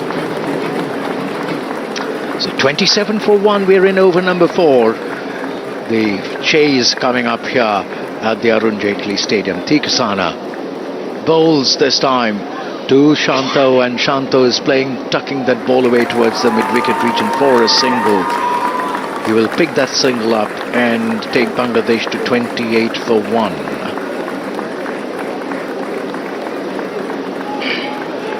Najmul Hussain Shanto, and now it is the right-handed Liton Das who is in strike against Tikasana, who's bowling from the commentary box end right below us. The shadows coming into effect here at the Arun Jaitley Stadium as the floodlights come on with full effect here as the sun has gone down. The next ball is quietly played out on the onside by Liton Das. Not for runs. Tikasana walks back to the top of his bowling run-up. We're into over number 4. Najmul Hussain Shanto has just scored 1,001 runs in 38 matches, ODI matches in his career. And the next ball from Tikasana on the off and middle stump, flighted delivery, draws the batsman forward. Das is forward in defence, bat and pad close together, plays the ball out in the offside, and not for runs. Liton Das waits for Tikasana. Tikasana from close to the stump bowls. This time on the off and middle stump, a push through delivery. Das plays it away quietly out in the offside, not for runs. the field for Das. There was a man at Wadish Medan, a man at mid-wicket, a man at short fine leg. And this ball is played away towards the mid-wicket region and a shy at the non-striker's end. No damage done. Sri Lanka remain on 28 for 1 at the end of 4 overs. Shanto is on 6. Das is on 10. Zinikis has completed his second over and his figures read none for 12. This commentary is brought to you by Akashvani in association with Channel 2 Group, exclusive global rights holder. तीक्ष्णा ने 2 ओवरों में 12 रन दिए, 28 रन 1 विकेट के नुकसान पर। एक सन्नाटा सा पसरता हुआ इस समय दूधिया रोशनी के बीच में बांग्लादेश के कदम जो तेज हो रहे थे वो कुछ बंधे हुए से नजर आ रहे हैं इस समय। और मधुशंका जो कि सफलता प्राप्त कर चुके हैं, 15 रन लेते हैं, 1 विकेट लिया है 2 ओवरों में। इस समय कमेंटेटर बॉक्स के ठीक सामने से बाएं हाथ के गेंदबाज है और उनके सामने है शांतो। शांतो ड्राइव करने की कोशिश की थी, ऑफ स्टंप से बाहर जाती हुई गेंद, ललचाई हुई गेंद जिसको कहते हैं, आमंत्रित करती हुई कि वो स्ट्रोक खेलें। एक दीवार जरूर चारों तरफ से खड़ी कर रखी है ऑफ साइड में, लेकिन उसको भेद नहीं पाए। चूके पूरी तरह से गेंद के आसपास नहीं थे और भाग्यशाली भी कह सकते हैं उन्हें कि विकेट कीपर ने पूरी कोशिश की थी। मैंडिस बाईं तरफ छलांग लगाते हुए कलेक्ट किया। शांतो 6 रन पर खेल रहे हैं। बांग्लादेश 28 रन 1 विकेट के नुकसान पर। मधुशंका कमेंटेटर बॉक्स की तरफ आते हुए ये गेंद फिर ऑफ स्टंप से बाहर छकाने में सफल रही और बाहर की तरफ जाती हुई आउट स्विंग। और श्रीलंकन बॉलर्स की तारीफ करनी पड़ेगी, वो बांधने में सफल हुए। शुरुआती दौर में ऐसा लगा था कि जो आज़ादी तंजीद लेना चाह रहे हैं, पुल करके हुक करके आगे बढ़कर जो स्ट्रोक्स ले रहे हैं, लेकिन उनके आउट होने के बाद एक संयमित पारी और खामोश बल्ला होता हुआ इस समय दास और शांतो का। चौका एक जरूर पड़ा था, लेकिन उसके बाद से बंधे कदमों से बल्लेबाजी कर रहे हैं। शांतो क्या कुछ कर पाते हैं, मधुशंका के इस प्रहार को झेल पाते हैं या नहीं। फिर ऑप्शन से बाहर ललचाती हुई गेंद, फिर विकेट कीपर के ग्लॉज में लगातार 3 गेंदें, बहुत ही खूबसूरत, जिसको कहते हैं कि असमंजस की स्थिति में डाल दे बल्लेबाज को, वो समझ ना पाए कि उसे करना क्या है। यही सबसे बड़ी कला है। रफ्तार है उसमें और दिशा है, नियंत्रण है, संयम है। बल्लेबाज समझ नहीं पा रहा। अब आपस में जब दोनों चर्चा करते हैं, कहते भैया 3 गेंदें आप चूके हो, थोड़ा सा संभलिए, समझिए, क्या बातें करते होंगे। 19 विकेट ले चुके हैं। इस समय गेंदबाजी करने के लिए इस बार अंदर आती हुई गेंद धकेलती हुई बैकफुट पर छाती की तरफ आती हुई सिर्फ सुरक्षात्मक तरीके से खेला। अनिंदु बहुत खुश है जब वो रन नहीं बनाने देते तो। Well, I for one, I am, a bowler's favorite. I favor bowlers. When the bowling is good, and you put the batsman on the tenterhooks. Nishank, I enjoy that period in the game. शांत अब अगली गेंद में क्या शांत रहेंगे नहीं रहेंगे देखना है इस समय। नजमल हुसैन शांतो सामने है, 3-4 गेंदों में बंधा हुआ अपने आप को महसूस कर चुके हैं। इस समय ड्राइव किया उसको, लेकिन ऑफ साइड में प्यार नहीं पा पाए। कोशिश जरूर की थी उन्होंने, लेकिन फील्डर जब सामने मौजूद हो तो कोई अवसर नहीं है आपके पास, और दबाव जिसको कहते हो अतिरिक्त रूप से बढ़ता हुआ। Mukul, without a quality bowler, without quality bowling, you can't test a batsman's character and caliber. बहुत खूब, बहुत सही कहा आपने। और बल्लेबाज का चरित्र यही कहता है कि भले ही 5 गेंदों पे दबाव में आ जाए, जब वो निरंकुश हो जाते हैं, जब शॉट लगने की आजादी उन्हें मिल जाती है, उसके बाद उनके लय और ताल देखने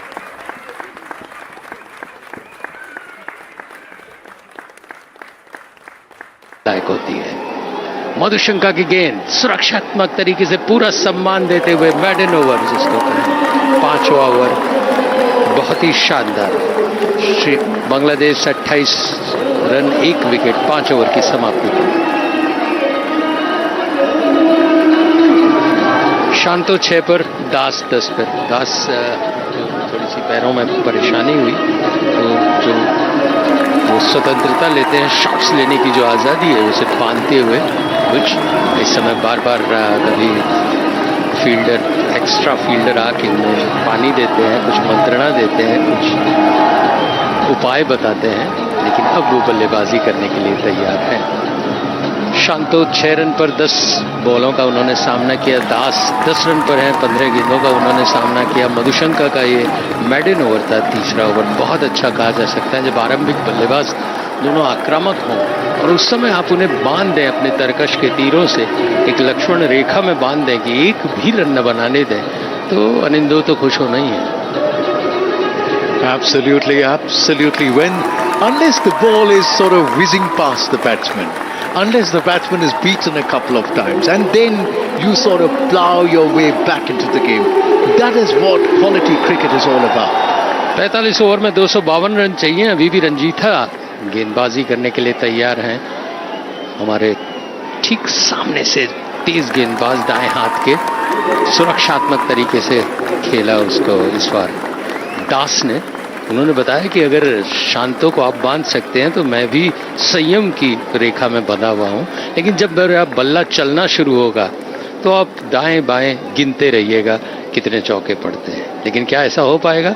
ये भविष्य के गर्भ में छुपा हुआ दूधिया रोशनी से नहाया हुआ बहुत ही खूबसूरत स्टेडियम और खचाखच भरा हुआ है। बांग्लादेश श्रीलंका का मैच दिल्ली में और पूरी भीड़ जुटी हुई है, हर पल का साक्षी बनते हुए। अगली गेंद बहुत सुंदर गेंद, ऑफ स्टंप पर पड़ने के बाद बाहर की तरफ निकलती हुई खूबसूरत, जिसको दर्शनी शॉट कहते हैं, वैसे ही दर्शनी गेंद जिसको डालने वाले को भी आनंद आता है और देखने वाले को भी आनंद आता है। As you say, दिल खुश हो गया. Landing on its seam and then cutting away, beating, slicing through the batsman's defenses with a bat hanging in the air. हवा में हवा से hopelessly beaten. हवा में हवा से आपको घुमा दिया, चकमा दिया, भ्रमित किया और इस बार पुल किया बहुत खूबसूरत 6 रन के लिए। ये होता है बल्लेबाज, एक बार बीट होता है, दूसरी बार मौका ताड़ा। जैसे ही शॉर्ट ऑफ लेंथ गेंद मिली, सुंदर मिड विकेट के बाहर सीधा सीमा रेखा में दर्शक दीर्घा में पहुंच जाए, तू डाल डाल में पात। Absolutely, that is what contest is all about. Beaten twice over, Liton Das gets one in which he airs in line, Rajitha. Airs in length, short, and gets into nice swivel in that pull shot. And goes the aerial route. रंजीथा की गेंद फिर आगे बढ़कर बहुत ही खूबसूरत स्ट्रोक, 6 रन सीधा commentator box के नीचे स्वागत करता हुआ और अनिंदो मुगाम्बो खुश हुआ। 5 गेंदों में मुगाम्बो दुखी हुआ। 2 शॉट से 2 छक्के लगातार, पूरी दर्शक दीर्घा आह्लादित उल्लास से बांग्लादेश का झंडा लहराते हुआ। Absolutely. Look, but then Liton Das, having come down the track, is once again that I think cramp is causing him problems, and this is a little worrying time for Bangladesh. Liton knows that he will have to. He's crucial to Bangladesh's hopes here, and 2 sixes, but Liton is down on the ground. And umpire Erasmus is having a conversation with Mendes, the Sri Lankan team huddling around the umpire.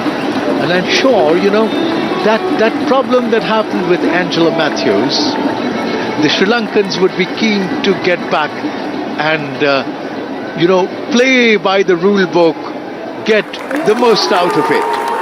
Mathews का pavilion में जिस तरह से प्रदर्शन था, वो मुझे लग रहा है मैदान में भी उनको उसी तरह का प्रदर्शन बॉलिंग में करना पड़ेगा। जितना आक्रोश, जितनी झल्लाहट, जितना आपका गुस्सा है, सब कुछ आपको परोसना होगा गेंदबाजी में, तब जाके कुछ हो सकता है। लेकिन दास 2 छक्के मारने के बाद दूसरा छक्का बहुत खूबसूरती से आगे आकर उन्होंने लॉफ्ट किया था, सीधा लॉन्ग ऑफ सीमा रेखा के बाहर और कमेंटेटर बॉक्स के नीचे दर्शक दीर्घा में। लेकिन उसके बाद पैरों में वो परेशान है क्रैम्प से, वो जब उन्होंने शॉट मारा था, पुल किया था, तब से उनको पेशानी में बल है उनके पैरों के, और उससे उन्हें पार पाना होगा। मेडिकल टीम इस समय गजब पूरी दल बदल लग जाता है जब कोई बहुत बड़ा आयोजन होता है। मेडिकल टीम ऑन टोज होती है, ग्राउंड स्टाफ ऑन टोज होता है, कहीं बरसात के कारण खेल रुकता है तो पूरा ग्राउंड स्टाफ आता है। यानी सिर्फ 24 लोग नहीं हैं, 2400 लोग हैं जो इस खेल के साक्षी बनते हैं, खेल के आयोजन में भूमिका निभाते हैं, चाहे कैटरर्स कहिए, चाहे ग्राउंड्समैन कहिए, चाहे सिक्योरिटी स्टाफ कहिए। सुबह मैं रनिंदो जब अंदर ग्राउंड में घुसने की कोशिश कर रहे थे तो हमें रोक लिया गया, तो हमने उनसे पूछा, वो सिक्योरिटी स्टाफ बेचारा पिछले 8 साल से काम कर रहा है और वो रूल्स रेगुलेशन से बंधा हुआ है। रामस्वार्थ नाम था उसका, निस्वार्थ सेवा करता हुआ। You know, you come to a cricketing ground, you see so many unsung, unknown faces, all of whom work behind to put together a show like this, to put together an event like this. Akashvani का भी बहुत बड़ा दल इस जीवंत आंखों देखा हाल को सुनाने में, हम कमेंटेटर बॉक्स में बैठे हुए कमेंट्री कर रहे हैं, लेकिन वो दूरसंचार के तारों से होता हुआ स्टूडियो, कंट्रोल रूम, फिर ट्रांजिस्टर्स पर आपके मोबाइल ऐप पर पहुंचता है, तो लाखों लोग जुड़े हुए होते हैं, सुनने वाले करोड़ों लोग होते हैं। बहुत ही बड़ा आयोजन होता है विश्व cup. Well, Angela Matthews, among all people, he sounds a little animated, asking the Bangladeshi batsman to get on with it, probably trying to get back and get even. उन्हें लगता है कि उन्होंने कितना बड़ा इतिहास रच दिया, 144 सालों बाद कोई आदमी टाइम्ड आउट हुआ हो, तो इससे बड़ा सौभाग्य क्या होगा आपका? आप काहे गुस्सा कर रहे हैं? Yes, only the wearer knows where the shoe pinches. Ranji था 2 छक्के खा चुके हैं, उनके जूतों में भी दर्द महसूस हो रहा होगा। लगातार किसी बॉलर को 2 छक्के पड़ जाए तो सबसे ज्यादा वही दुखी होता है। इस समय बॉलिंग करने के लिए तैयार निंदो कुछ कहना चाहते हैं? I'll tell you after this over is over. गेंदबाजी करने के लिए तैयार, 40 रन 1 विकेट के नुकसान पर। पुल किया उसको खूबसूरती से, लेकिन भेद नहीं पाएंगे। वहां क्षेत्र रक्षक खड़े हुए हैं, उनका थ्रो पहुंचा जब तक कि दिमुथ करुणारत्ने का 1 रन से संतुष्ट। छोर बदला दास ने। Anindo. Yes, we were talking about that Angela Matthews incident, and we all went repeating it many times over. First time in the history of international cricket that such a thing has happened. It gave us good fodder as commentators to talk about something newsy. But ask Angela Matthews, he wouldn't have been, he wouldn't have wanted to be part of that kind of a history. Ranjita goes in. गेंदबाजी करने के लिए तैयार, स्टंप्स के पास, बहुत ही सुंदर शॉट और हवा में हाथ है, इस तरह की मानो कैच लिया है। खुश बहुत हुए, अच्छी फील्डिंग की तारीफ की, रंजीता ने भी तारीफ की, और इसके लिए अनिंदो कहूंगा जाके पांव न फटी भी भाई, वो क्या जाने पीर पर आई। 41 पर 1, 6 ओवर की समाप्ति पर बांग्लादेश। जनता से संसद तक एक बार फिर चल पड़ी है चुनावी रेल। 18 वर्ष से ऊपर हर यात्री से अनुरोध है, अपनी दुविधाओं और समस्याओं का पिटारा लेकर आ जाएं। मतदाता जंक्शन सीजन 2 पर निर्वाचन आयोग और आकाशवाणी कर रहे हैं आपका इंतजार। तो आइए मिलते हैं मतदाता जंक्शन सीजन 2 पर।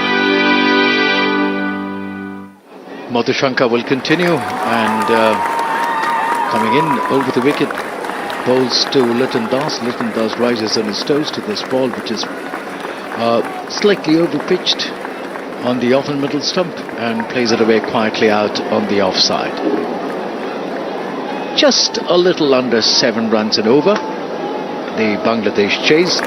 So getting along well, I would say, the Bangladesh the batsman, despite the loss of 1 wicket, as Madhushanka walks back to the top of his bowling run-up. The field for Madhushanka, there is a slip, there is a man back with a point. That man at the mid-off region, that's the field in the offside. There is of course a third man as Madhushanka comes in. Over the wicket, bowls to Liton Das. Liton Das opens the face of the bat. The ball is running down.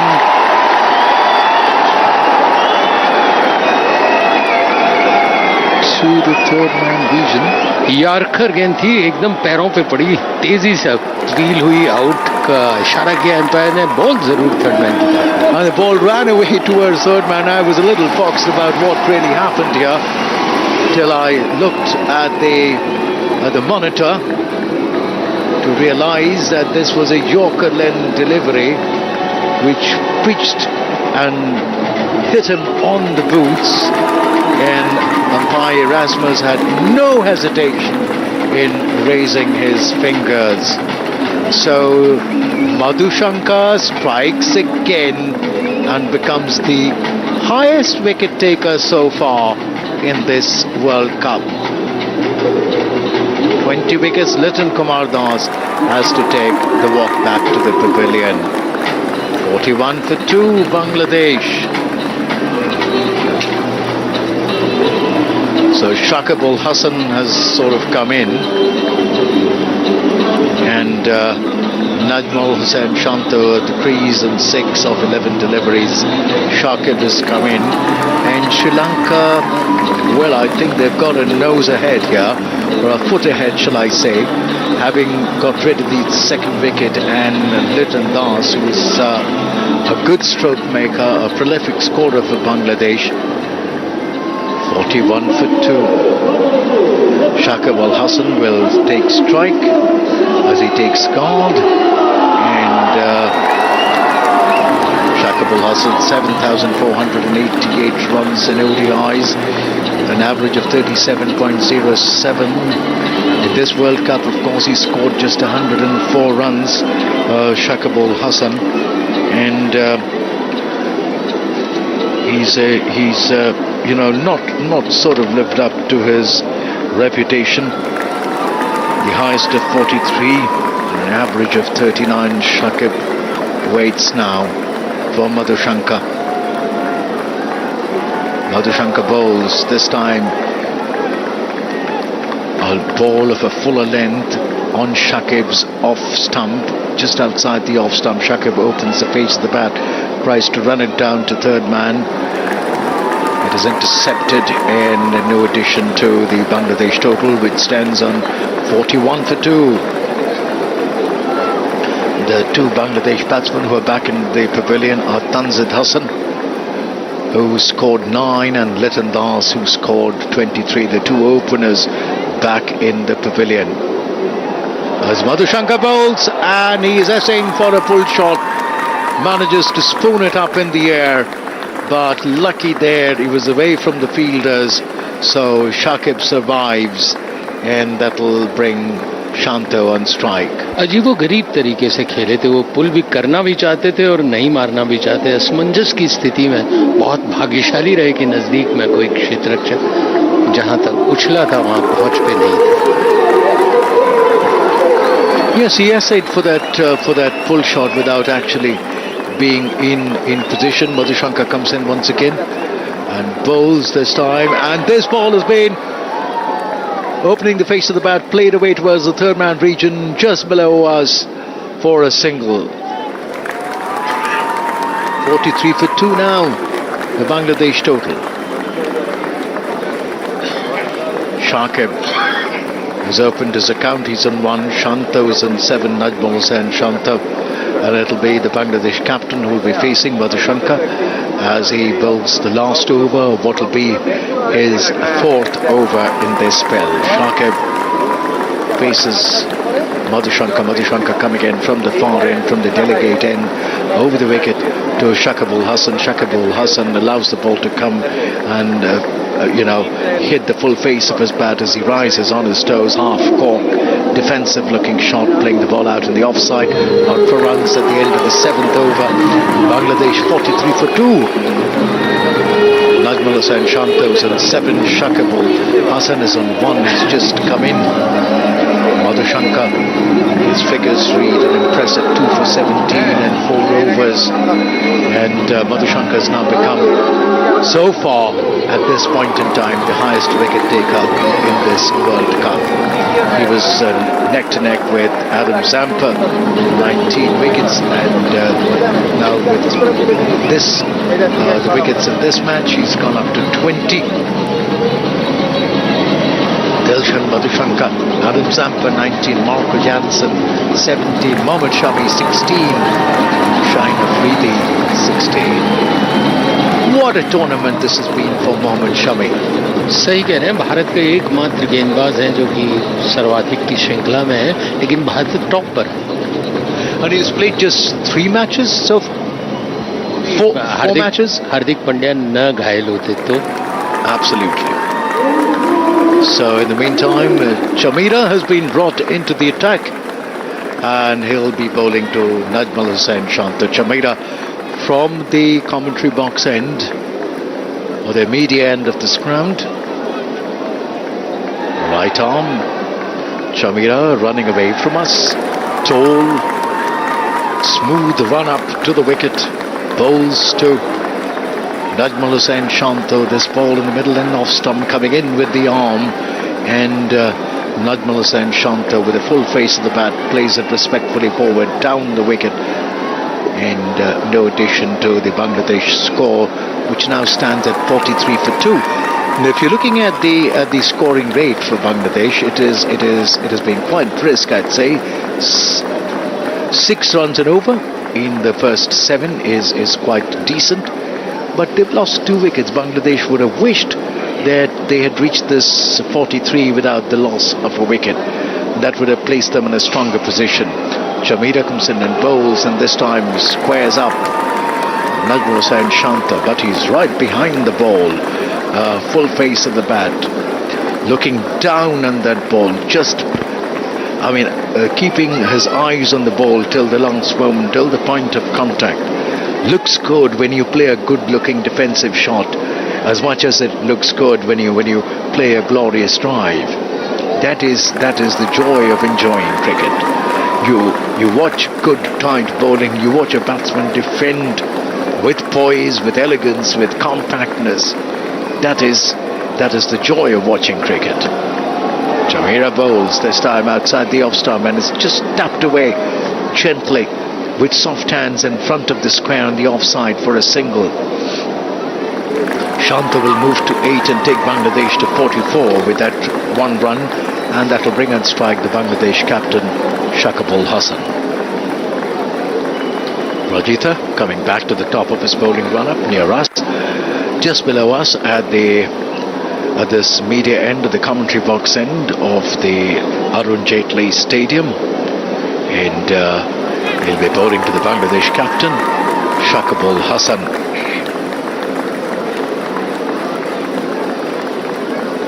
Chamira bowling at an average between 135 to 140, bowls to Shakibul Hasan on the middle and leg stump this time. Shakib comes across, faces that ball with a full face of the bat, allows the ball to come and hit and roll off the surface of the bat on the onside.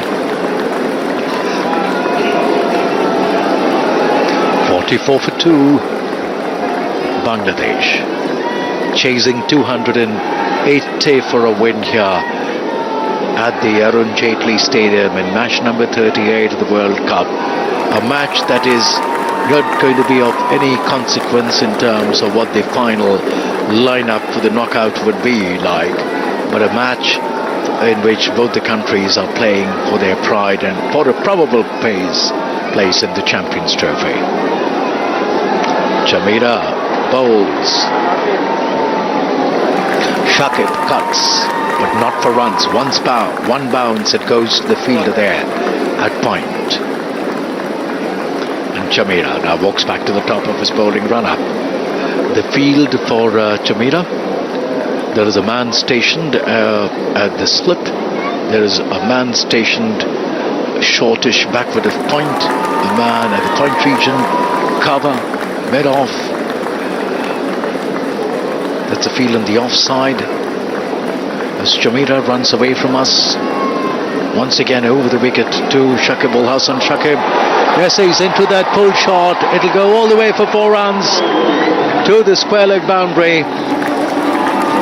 Short, gave him room over his shoulder, and he essayed into that shot all the way for 4 runs. Shakib Al Hasan, a pull shot that's been played with some style and some panache all along the ground, racing away to the square leg fence for 4 runs. 48 for 2 at the end of the 8th over. This commentary is brought to you by Akashvani in association with Channel 2 Group, exclusive global rights holder. 148 2 विकेट के नुकसान पर बांग्लादेश का स्कोर। शांतो 8 पर शांत खेल रहे हैं और शकीब 5 रन पर 6 गेंदों का सामना कर चुके हैं। 8 ओवर की समाप्ति पर मधुशंका हमारे ठीक सामने से गेंदबाजी करने के लिए तैयार। बाएं हाथ की गेंदबाज, अच्छी गेंद अंदर आती हुई तेजी से उसको फील्ड किया वहां पर पॉइंट पर। तब तक कोई रन बनाने का न तो प्रयास था न अवसर था। फील्डर्स आपस में एक अच्छा सामंजस्य लिए हुए हैं। जैसे ही कोई फील्डर फील्ड करता है दूसरा उत्साह बढ़ाता है। समर विक्रमा ने जिस तरह से फील्ड किया था, तुरंत उसको बधाई देने के लिए निशंका और आसपास के क्षेत्र रक्षक आ गए। ये एक अच्छा मनोबल बढ़ाने का प्रयास होता है। मधुशंका गेंदबाजी करने के लिए तैयार। मधुशंका की गेंद ड्राइव करना चाहते थे ऑन साइड में, 4 रन के लिए बाहर। लंबी दौड़ लगाने का अवसर जरूर मिला था वहां पर क्षेत्र रक्षक को, लेकिन कोई मौका नहीं। हालांकि बहुत अच्छा शॉट नहीं कहा जा सकता, लेकिन ड्राइव करने में सफल हुए। कलाइयों का इस्तेमाल किया। ऑन साइड में मिड ऑन की तरफ सोच रहे थे, लेकिन गया वो मिड विकेट की तरफ। 4 रन की रन कैसे भी बने, अनिंदो कहते हैं जायज है। खेल में सब कुछ जायज है। Yeah, it went all along the ground. You'll have to give it that much, and he hadn't timed it perfectly, but adequate enough for the ball to बहुत carry. देर बाद से अनिंदो शांतो के बल्ले से चौका निकला, जो कि बहुत अच्छी बात है। मधुशंका के आगे बढ़कर ड्राइव किया, उसको ऑफ साइड में फील्ड हुई। 1 रन लेना चाहते थे, असमंजस की स्थिति दोनों के बीच में। ओवर थ्रो और 1 रन से संतुष्ट। रन के लिए दौड़ू न दौड़ू असमंजस की स्थिति में थी। मधुशंका की गेंद पे ऑफ ड्राइव किया था उन्होंने, फील्ड हुआ था वहां पर बहुत अच्छी तरीके से। और अच्छा हुआ कि इस असमंजस ने रन आउट परिणाम नहीं दिया। 53 2 विकेट के नुकसान पर 8.3 ओवर। 280 का लक्ष्य है बांग्लादेश के पास, लेकिन बल्लेबाजी बराबर आक्रामक खेल रहे हैं, चाहे उनके 2 विकेट उड़ चुके हों। मधुशंका गेंदबाजी बाउंसर, अभिनंदन करती हुई शाकिब जो कि लंबे कद के खिलाड़ी हैं, उनके सिर के ऊपर से जब जाती है तो चेतावनी देनी पड़ती है एम्पायर को भी। बांग्लादेश 53 रन 2 विकेट के नुकसान पर। बहुत शॉर्ट ऑफ लेंथ गेंद थी, बहुत नजदीक में उन्होंने पटक दी थी, काफी ऊंचाई लेकर। वो बाउंसर जो शरीर के आसपास हो तो कुछ खतरनाक मोड़ लेता है, लेकिन अगर पहले से आपको भापने का मौका मिल जाता है कि बहुत छोटी है, शॉर्ट ऑफ लेंथ है, तो कोई उसका नुकसान नहीं होता। शांतो 13, शकीब 5। मधुशंका गेंदबाजी करने के लिए तैयार, शकीब खेलने के लिए तैयार। कलाइयों का इस्तेमाल करना चाहते थे, पूरी तरह से नहीं मोड़े, लेकिन रन लेने में सफल हुए, छोर बदलने में सफल हुए। और अब देख रहे हैं कि उन्होंने जो शॉट किया था उसमें कहाँ गेंद को पढ़ने में उनकी मुश्किल हुई या क्या हुआ, लेकिन शांतो आ गए 13 रन पर। 18 गेंदों का सामना किया। 54 रन बांग्लादेश का स्कोर 2 विकेट के नुकसान पर। 8.5 ओवर का खेल हो चुका है। मधुशंका अच्छे बल्लेबाज, अच्छे गेंदबाज साबित हुए हैं। बल्ले पर वो ज्यादा कमाल नहीं दिखा पाए, लेकिन गेंद पे कमाल दिखा रहे हैं इस मैच में। आखिरी गेंद अपने ओवर की लेकर तैयार। ऑफ स्टंप से काफी बाहर और बाहर की तरफ निकलती हुई, कोई मौका नहीं। 129 के इसकी रफ्तार उगलती हुई जरूर थी इस दूधिया रोशनी में। 54 रन 2 विकेट के नुकसान पर 9 ओवर की समाप्ति पर बांग्लादेश का स्कोर। क्या तनाव आपके मानसिक और शारीरिक स्वास्थ्य पर बुरा असर डाल रहा है और आप समय प्रबंधन नहीं कर पा रहे? तनाव प्रबंधन के लिए टेलीमानस के 14416 पर संपर्क करें। इस समय बांग्लादेश जरूर कह सकते हैं कि कुछ नियंत्रित होने की कोशिश करता हुआ। शांतो खामोश बैठे, 13 रन बनाए, उन्हें 19 गेंदों का सामना किया। शकीब के बल्ले ने चौका जरूर उगला है। 8 गेंदों में 6 रन उन्होंने बनाए हैं। गहराती हुई दूधिया रोशनी में बहुत सब कुछ खिल रहा है, लेकिन बल्लेबाजी कैसे खिलेगी ये प्रश्न तैरता हुआ खचाखच भरे हुए स्टेडियम में। चमीरा गेंदबाजी करने के लिए कलाइयों का इस्तेमाल किया, स्क्वायर लेग एम्पायर के पास से तेजी से एक रन के लिए दौड़ पड़े और मैदान में पत्थर की सफाई करते हुए, मैंने कभी किसी को दौड़ते हुए बीच में रुककर पत्थर की सफाई करते नहीं देखा। खेलने के वक्त कोई भी क्रीज पे पहुंचकर आगे जाकर पिच में मैदान में सफाई करता है, इतना वक्त था उनके पास रन लेने के लिए, तो उन्होंने आराम से रुक के शकीब ने मैदान में कोई कंकड़ होगा उसको बल्ले से हटाया और फिर अपने क्रीज तक पहुंचे। 55 रन 2 विकेट के नुकसान पर 9.1 ओवर का खेल हो चुका है। 13 रन पर है शांतो सामने चमीरा के। कमेंटेटर बॉक्स एंड से ठीक सामने से हमारे दौड़ते हुए लंबी डग्ड भरते हुए स्टंप्स के पास से आए, अच्छी गेंद, तेज गेंद, कट किया उसको। 1 रन के लिए संतुष्ट दोनों ही बल्लेबाज। 139.5 की रफ्तार, 140 के आसपास तैर रही है गेंदें। 145-44 छूंगी तो थोड़ा सा असमंजस बढ़ेगा, लेकिन इसकी रफ्तार उगलने के लिए कंधों में जबरदस्त जोर चाहिए। बोलना बहुत आसान है हमारे लिए। चमीरा गेंदबाजी करने के लिए उनको गेंद दी साथी खिलाड़ी ने। फील्डिंग की जमावट अगर कहें तो काफी दूर खड़े हैं विकेट कीपर, खुद पॉइंट पर एक खिलाड़ी हैं, कवर पर एक खिलाड़ी हैं, लॉन्ग ऑफ पर एक खिलाड़ी हैं, और इस बार अच्छा अंदर आती हुई गेंद पैड पर टकराई। कलाइयों का इस्तेमाल जरूर करना चाहते थे, लेकिन गेंद की गति उनको उनके सारे विचारों को चीरती हुई शाकिब के पैड पर टकराई। कोई रन नहीं। श्रीलंका ने काफी अच्छा प्रदर्शन किया, यूं कह सकता हूं कि बल्लेबाजी में लड़खड़ाती हुई बल्लेबाजी को एक अच्छा स्कोर 280 का दे दिया, क्योंकि अब वो स्कोर बहुत अच्छा लग रहा है जब आपने देखा कि बांग्लादेश के 2 विकेट गिर चुके हैं। चमीरा चिंतन करते हुए, मशगूल आत्मचिंतन के साथ गेंद को पकड़े हुए, अगली किस तरह की गेंद मैं डालूं। चौथी गेंद होगी उनके ओवर की। 56 रन 2 विकेट के नुकसान पर चमीरा गेंदबाजी करने के लिए तैयार। अच्छी अंदर आती हुई गेंद छकाने में सफल हुई। छकाने इन द सेंस कि आप कुछ प्लान कर लेते हो और उस प्लान को एग्जीक्यूट न होने दे, वो है गेंदबाज, और वो बहुत खुश करती है निंदों को। उनका चेहरा खिल उठता है जब कोई गेंदबाज किसी को बीट करे। वो बहुत दुखी होते हैं जब करारा कमर तोड़ शॉट पड़े। Mukul, the way you are reading my mind, I don't mind you reading my mind on the cricket field, but I'll have to be careful in the future. मैं इस समय मस्तक पढ़ने की कोशिश कर रहा हूँ बल्लेबाज की, शाकिब की, जो कि कप्तान भी हैं। कितनी बड़ी जिम्मेदारी उनके सिर पर है। चमीरा के सामने फुल शॉट ऑफ लेंथ गेंद छकाती हुई, आमंत्रित करती हुई कि भैया शॉट भी खेल सकते हो, अगर हिम्मत है तो लगाओ पुल।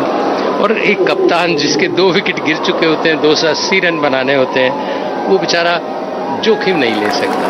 वो कहता है डक कर लिया भैया, कोई बात नहीं, तुम जीते मैं हारा। Yes, and I don't think it was a ball which was worthy of getting into a pull or a hook shot. It was leaving him outside the off stump, and balls which are leaving you down the leg side, you can easily swivel to get into a pull or a hook shot. Chameera गेंदबाजी करने के लिए तैयार, स्टंप्स के पास से तेज shot of length, फिर इस बार leg stump से बाहर। वाइड का इशारा एलिंगवर्थ द्वारा, कोई उसमें उन्होंने भूल नहीं की, क्योंकि वो समझ गए थे कि भाई बाउंसर मार रहे हो तो ठीक है, लेकिन दिशा में मारो। और एक अतिरिक्त बॉल मिली इस समय। बांग्लादेश के खिलाड़ियों को 57 रन 2 विकेट के नुकसान पर 10वां ओवर चल रहा है। 280 का लक्ष्य। शांतो 14 पर, शकीब 7 पर। 12 रन 12 गेंदों का सामना किया शकीब ने, और कप्तान की भूमिका निभाने की कोशिश करते हुए, पढ़ने की कोशिश करते हुए, सब फील्डिंग का घेराव जो उन्हें कोई अवसर नहीं दे रहा था कि वो लॉफ्टेड शॉट खेलें। मौका बहुत है, पावर प्ले चल रहा है, 2 ही खिलाड़ी बाहर हैं। क्या आप ऐसा कुछ कर पाएंगे? आखिरी बॉल है 10वें ओवर की। चमीरा चले, राइट आर्म वो द विकेट, अच्छी गेंद छकाती हुई, हाथ हवा में। चमीरा का उत्साह से ज्यादा विश्वास था थोड़ा, लेकिन कम।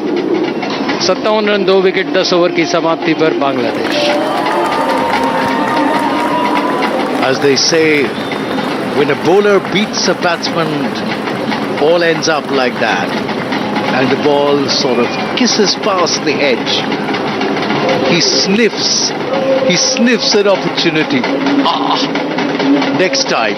बल्ले को चूमा क्यों नहीं उसके प्रश्न ये And he wishes, next time I'll get your edge. लेकिन सबसे Next ज्यादा time I'll get you. Anil तो बहुत सही कहा, सबसे ज्यादा मजा आता है जब गिल्लियां उड़ती हैं या स्टंप बिखरता है हवा में. वो क्षण होते हैं गेंदबाज के लिए कि उसे लगता है स्वर्ग की खुशी पाली उसने. As we get into the second power play now, Angela Matthews now sort of getting into the attack. 57 for 2, Bangladesh in 10 overs. Sri Lanka at this stage were 52 for 1.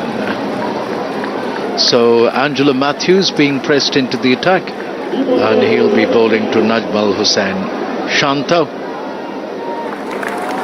4 matches, 2 wickets in this World Cup. Angela Matthews bowls, and Shanto is essaying into a pull shot. Didn't quite time it as accurately as he would have wanted to, but enough for him to get a single as the ball carries to the deep square leg region, and that will bring on strike Shakib Hassan. Shakib now in strike.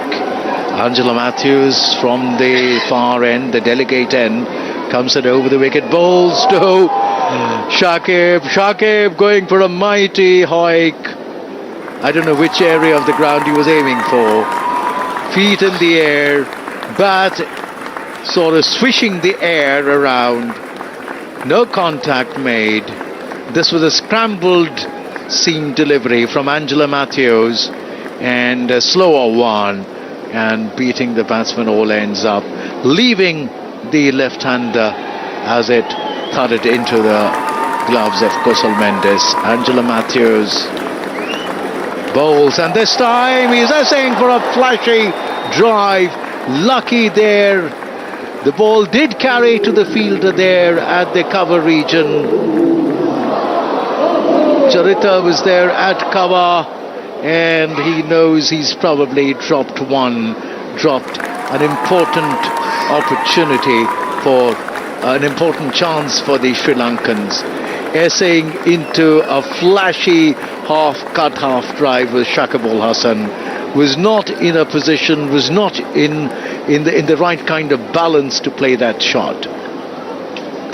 Angela Matthews bowls this time to Najmal Hussain Shanto. Shanto is forward, bat and bat close together, looking more comfortable than Shakib had in the previous 3 deliveries.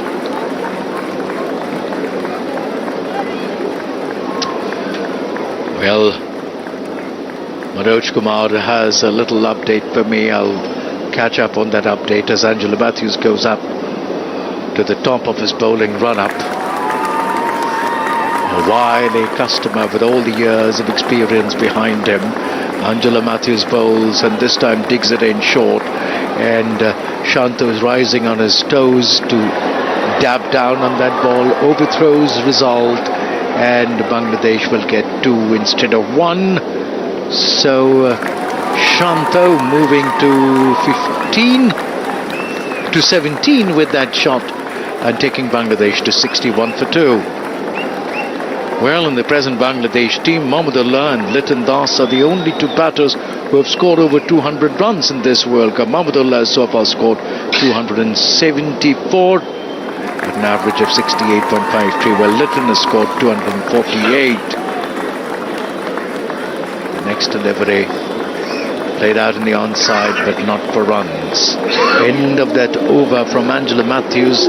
4 runs of that lone over that he has bowled. Bangladesh 61 for 2 of 11 overs, going along at a run rate which is around the 5.5 mark.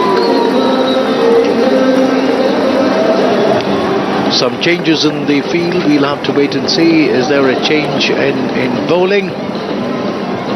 61 for 2, Bangladesh chasing 280 for a win here.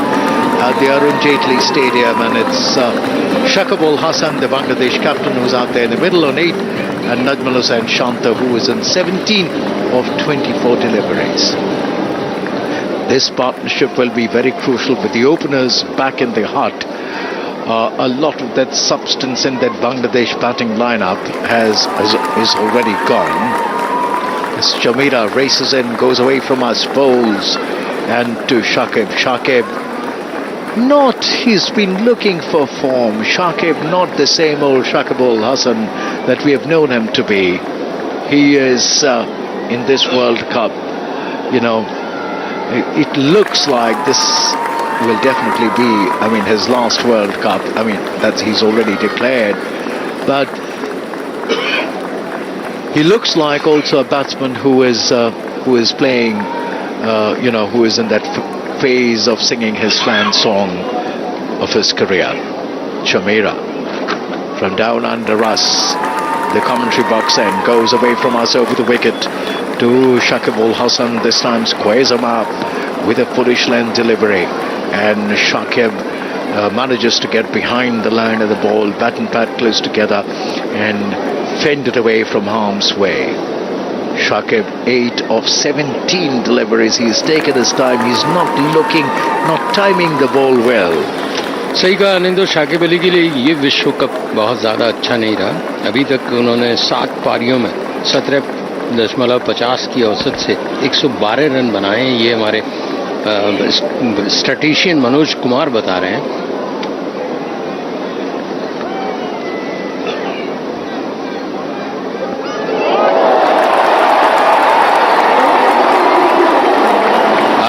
ऐसा लगा कि मेरी बात सुन के उन्होंने चुनौती स्वीकारी और बहुत ही खूबसूरत हुक किया 6 रन के लिए। शाकिब ने कहा भैया सुनो, रुको, मैं आप जो कह रहे हो उससे बहुत विपरीत खेल रहा हूँ, देखिए।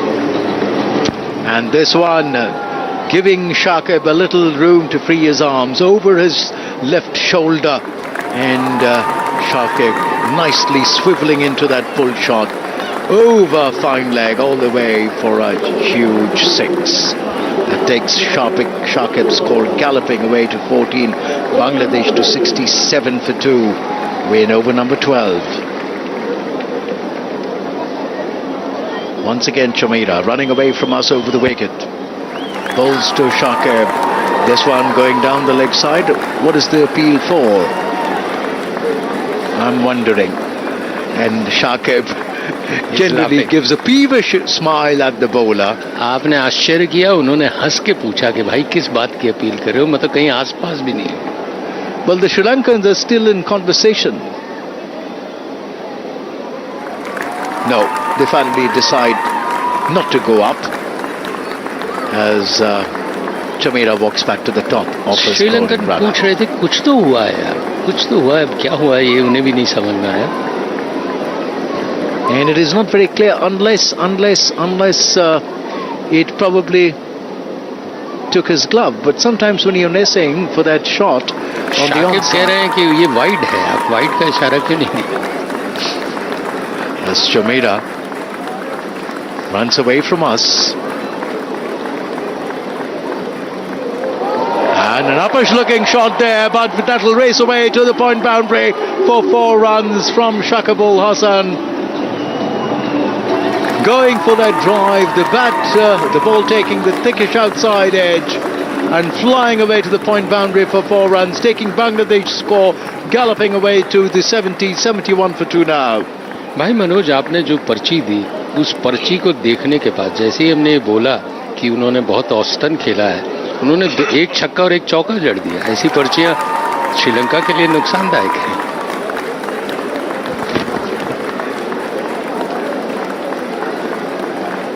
Now, Najmul Hussain Shanto, who's in 17 of 24.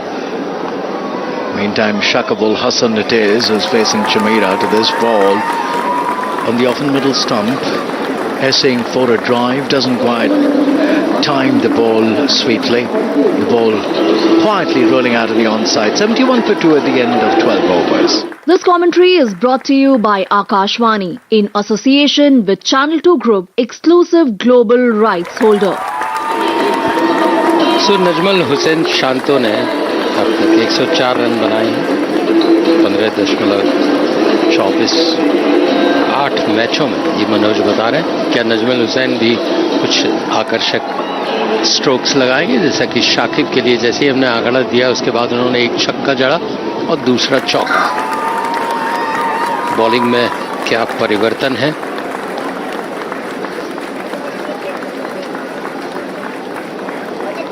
श्रीलंका की तरफ से मैथ्यूज बॉलिंग करने के लिए आए हैं। पहली गेंद उनकी पैड पर टकराई। शांतो के एक हल्का उत्साह था बस अपील में। सो मैथ्यूज काफी परेशान रहे जब उनको आउट दिया गया, टाइम्ड आउट। 2 मिनट का समय उन्होंने जो लिया, स्टंप्स पे आकर क्रीज नहीं ली उन्होंने, हेलमेट के लिए जूझ रहे थे और वो 2 मिनट का जो समय था ओपी शर्मा ने कहा वो इतिहास रच गया। 144 वर्षों के बाद कोई खिलाड़ी आउट हुआ। इस बार बीट हुए पूरी तरह से, और बीट दोनों ही आपस में विचारों में भी हुए।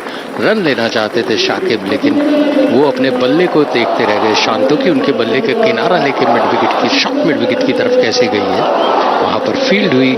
असलंका द्वारा थ्रो पहुंचा। तब तक एक असमंजस की स्थिति थी। मैथ्यूज इस समय गेंदबाजी करने के लिए तैयार, हमारे ठीक सामने दिल्ली एंड से। दाएं हाथ के गेंदबाज काफी आक्रोश में थे, काफी तनाव में थे। गेंदबाजी में क्या कुछ कर पाते हैं।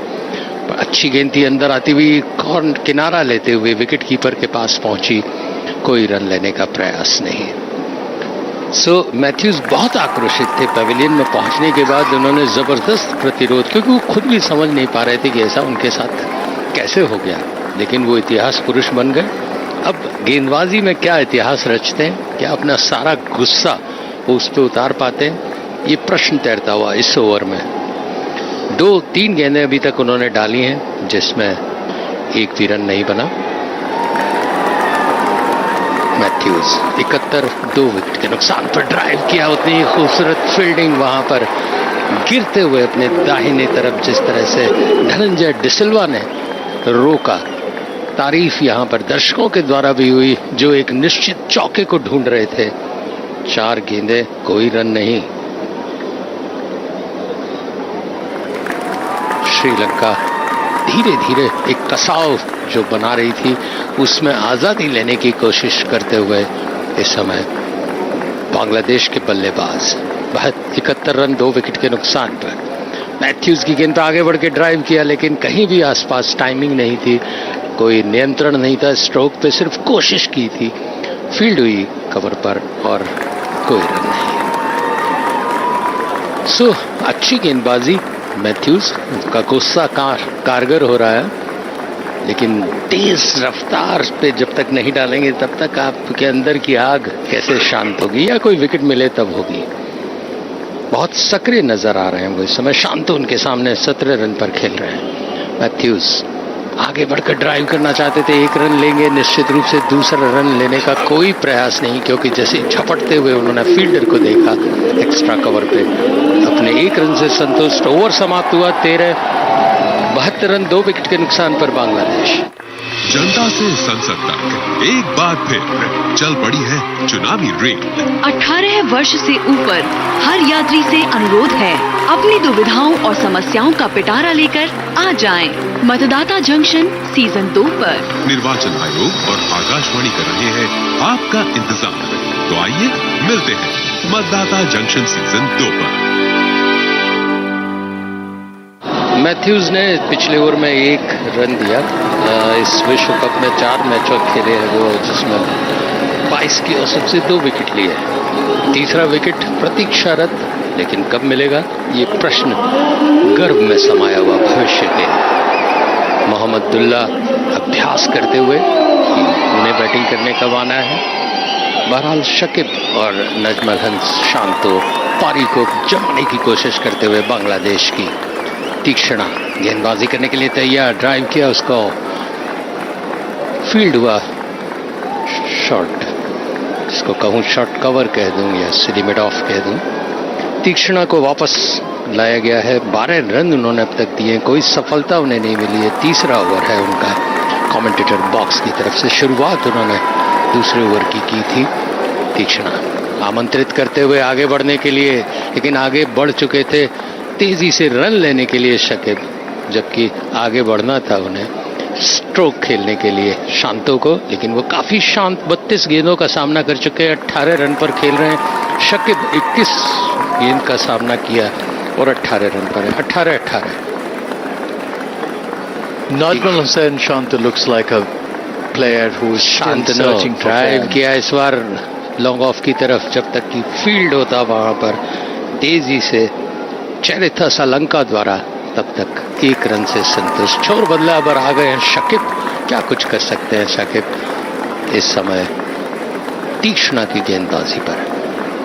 उन्हें निश्चित रूप से पारी को आगे सजोना होगा, आगे बढ़ाना होगा, संयम के साथ, साहस के साथ कुछ शानदार स्ट्रोक्स दिखाने होंगे। क्या वो ऐसा कर पाएंगे?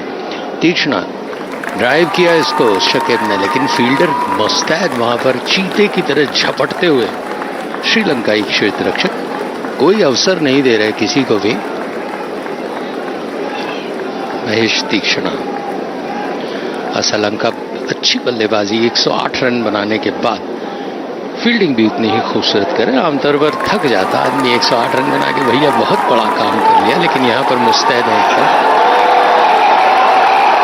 बात करते हुए एम्पायर कुछ समझाते हुए समर विक्रमा को, दर्शक ज्यादा उत्साहित हो गए, एम्पायर ने कुछ कहा हो न कहा हो। और बहुत सुंदर ड्राइव, फील्डर वहां पर मौजूद हैं लॉन्ग ऑफ की तरफ, जब तक की फील्ड होती निशंका द्वारा रन बनाकर एक छोर बदला। 74, 2 विकेट के नुकसान पर 13.5 ओवर का खेल हो चुका है बांग्लादेश के लिए। 280 का लक्ष्य है, 80 तो भी बन जाए, फिर 200 बाकी रहेंगे। 19 कमाल है। शांतो 19, शकीब 19। तीक्ष्णा अपने ओवर की आखिरी गेंद, तीसरे ओवर की लेकर तैयार, लेग स्टंप से काफी बाहर, वाइड का इशारा होना चाहिए, हुआ। अब बहुत साफ साफ दिखाई दे रहा है एलिंगवर्थ द्वारा। ऐसा लगता है कमेंटेटर बॉक्स की तरफ इशारा कर रहे हैं कि भैया हमने वाइड दे दी है। उनका मुंह पूरी हमारी तरफ, जहां बॉक्स में क्योंकि ऊंचाई पर बैठे हुए हैं तो कोई कहीं भी देखे हमारी तरफ नजर आती है। ऑफिशियल स्कोरर ओपी शर्मा बता रहे हैं कि हमारे बाईं तरफ बैठे हुए हैं, इसलिए उनको इशारा कर रहे हैं। अच्छा भैया कोई बात नहीं, माफ किया, हम गलतफहमी में थे कि हमें इशारा कर रहे हैं, कोई बात नहीं, खुशफहमी को बने रहने दीजिए। तीक्ष्णा बॉलिंग करने के लिए तैयार, सुरक्षात्मक तरीके से, कॉपिक बुक स्टाइल में डिफेंस जिसको कहते हैं किताबों में मिलता है वैसा, लेकिन उससे अंक नहीं मिलता। ओवर समाप्त हुआ, 14 ओवर, बांग्लादेश 75, 2 विकेट के नुकसान पर। ड्रिंक्स इस समय बीच मैदान में।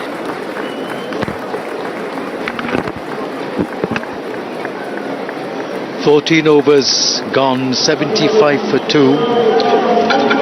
Both the Bangladesh batsmen Najmal Hussain Shanto and Shakib Ul Hasan on 19. Shanto 19 of 34 deliveries, Shakib Ul Hasan 19 of 23 deliveries. A long, long way to go, as of course Mukul was saying. But then, a journey of 1,000 miles begins with a single step. So, over by over, session by session, every 5 overs, take stock of where we are going, what the asking rate is, and adjust accordingly.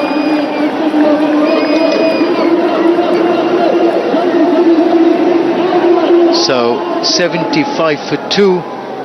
Shanto's at 19. Shakib Ul Hasan is on 19. And drinks are on the field. अनिंदु, दर्शक दीर्घा में जुगनुओं की तरह जगमगाते laser show हो रहा है। हाथों में कलाइयों में घड़ी कुछ इस तरह की बांध रखी है, लेकिन बहुत ही मनोहर ही दृश्य। ऐसा लग रहा है आसमान में जो तारे हैं वो जमीन पर उतर गए हैं।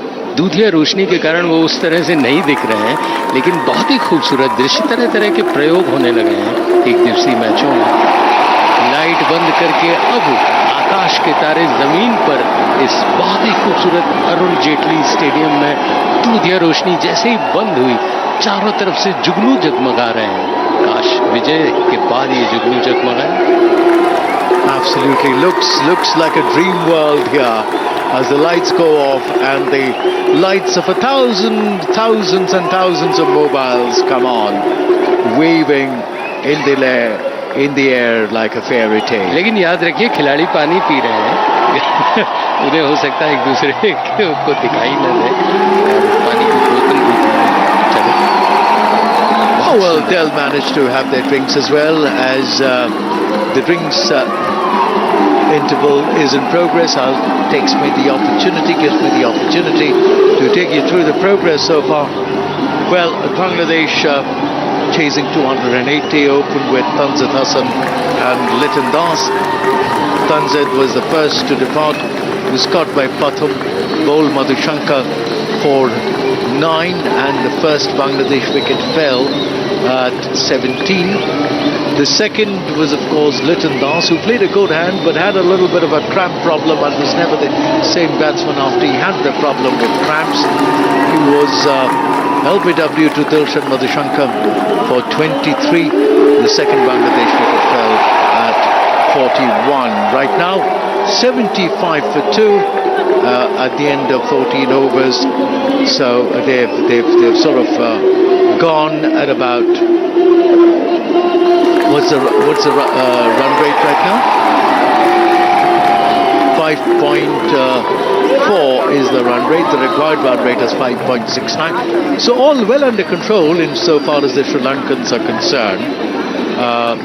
Insofar as the Bangladesh batsmen are concerned, all is under control. They would have wished that they had one of the openers still around, and it was 75 for 1 instead of 75 for 2, because we know that Bangladesh batting can be a little brittle after in the latter middle order, and which is why Bangladesh finds itself sort of dawdling at the bottom of the table at this stage. So as game gets underway, Chamira it'll be, who will be starting proceedings. 75 for 2, 14 overs gone. Chamira's figures so far, none for 18 in 3 overs. Chamira being brought in from the far end now, and he comes in, over the wicket comes Chamira and bowls, and Shanto is playing that ball, Shakibul Hasan is playing that ball away, batting it away towards the offside, not for runs. Chamira none for 18, we enter his 4th over, 75 for 2, Bangladesh chasing 280 for a win here.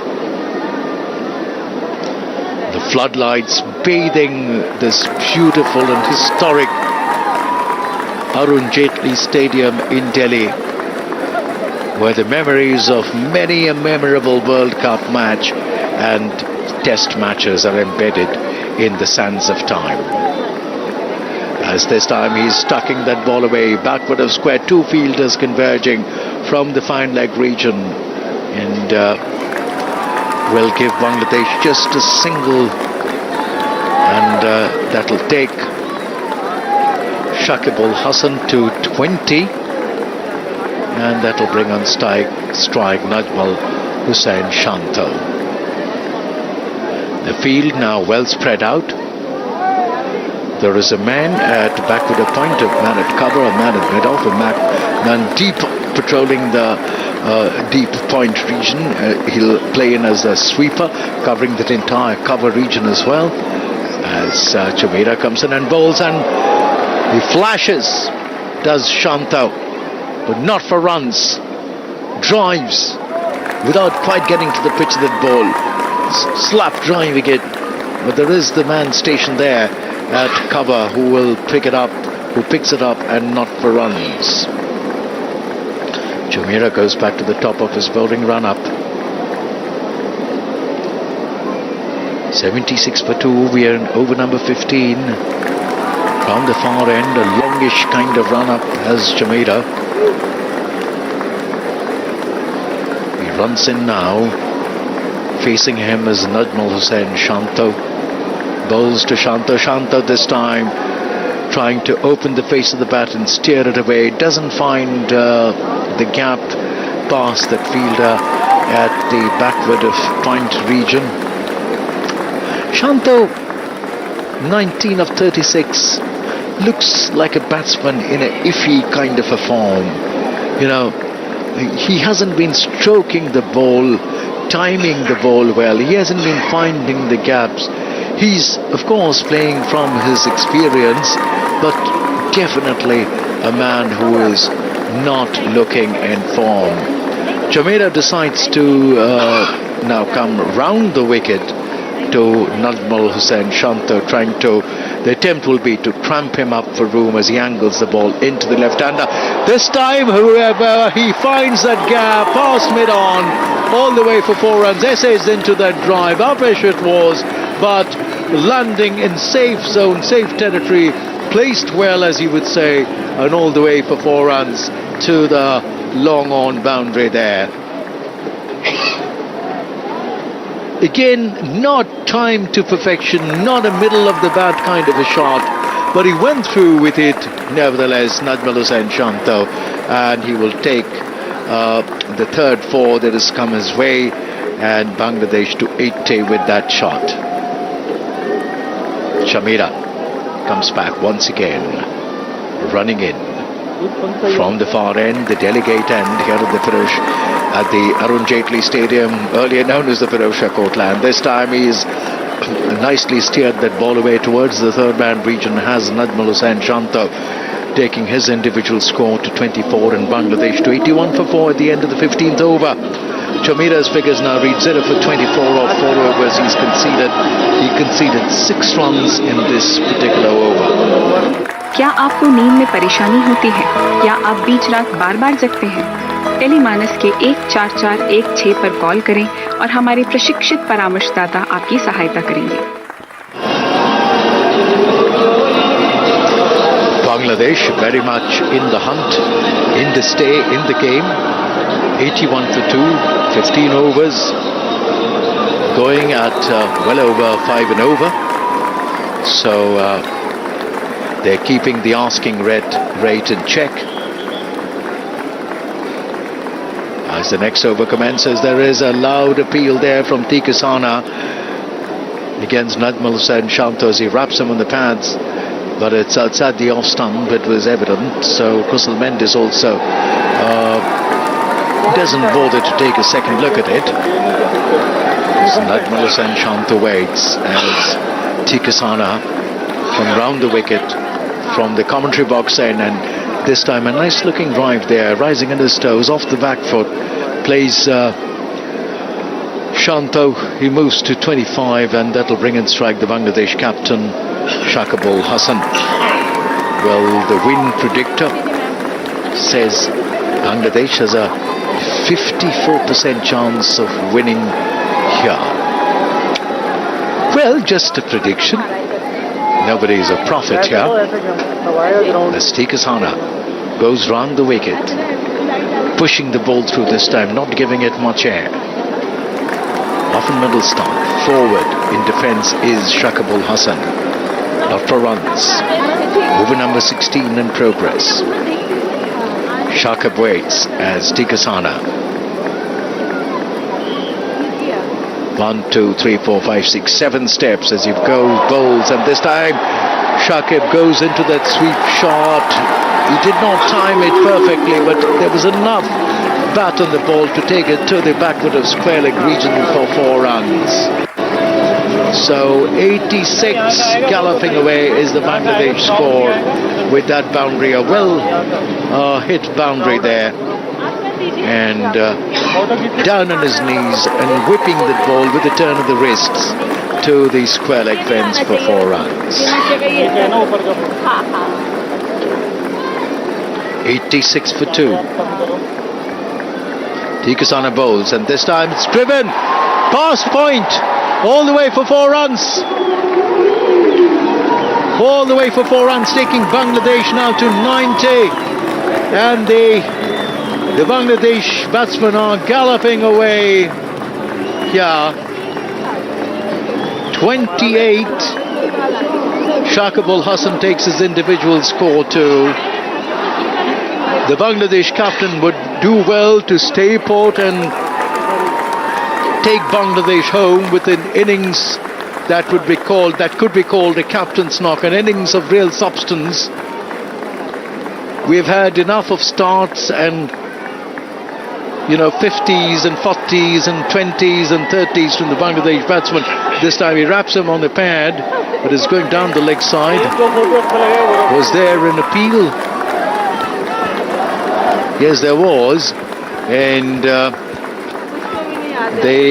have they gone up for it? The Sri Lankans.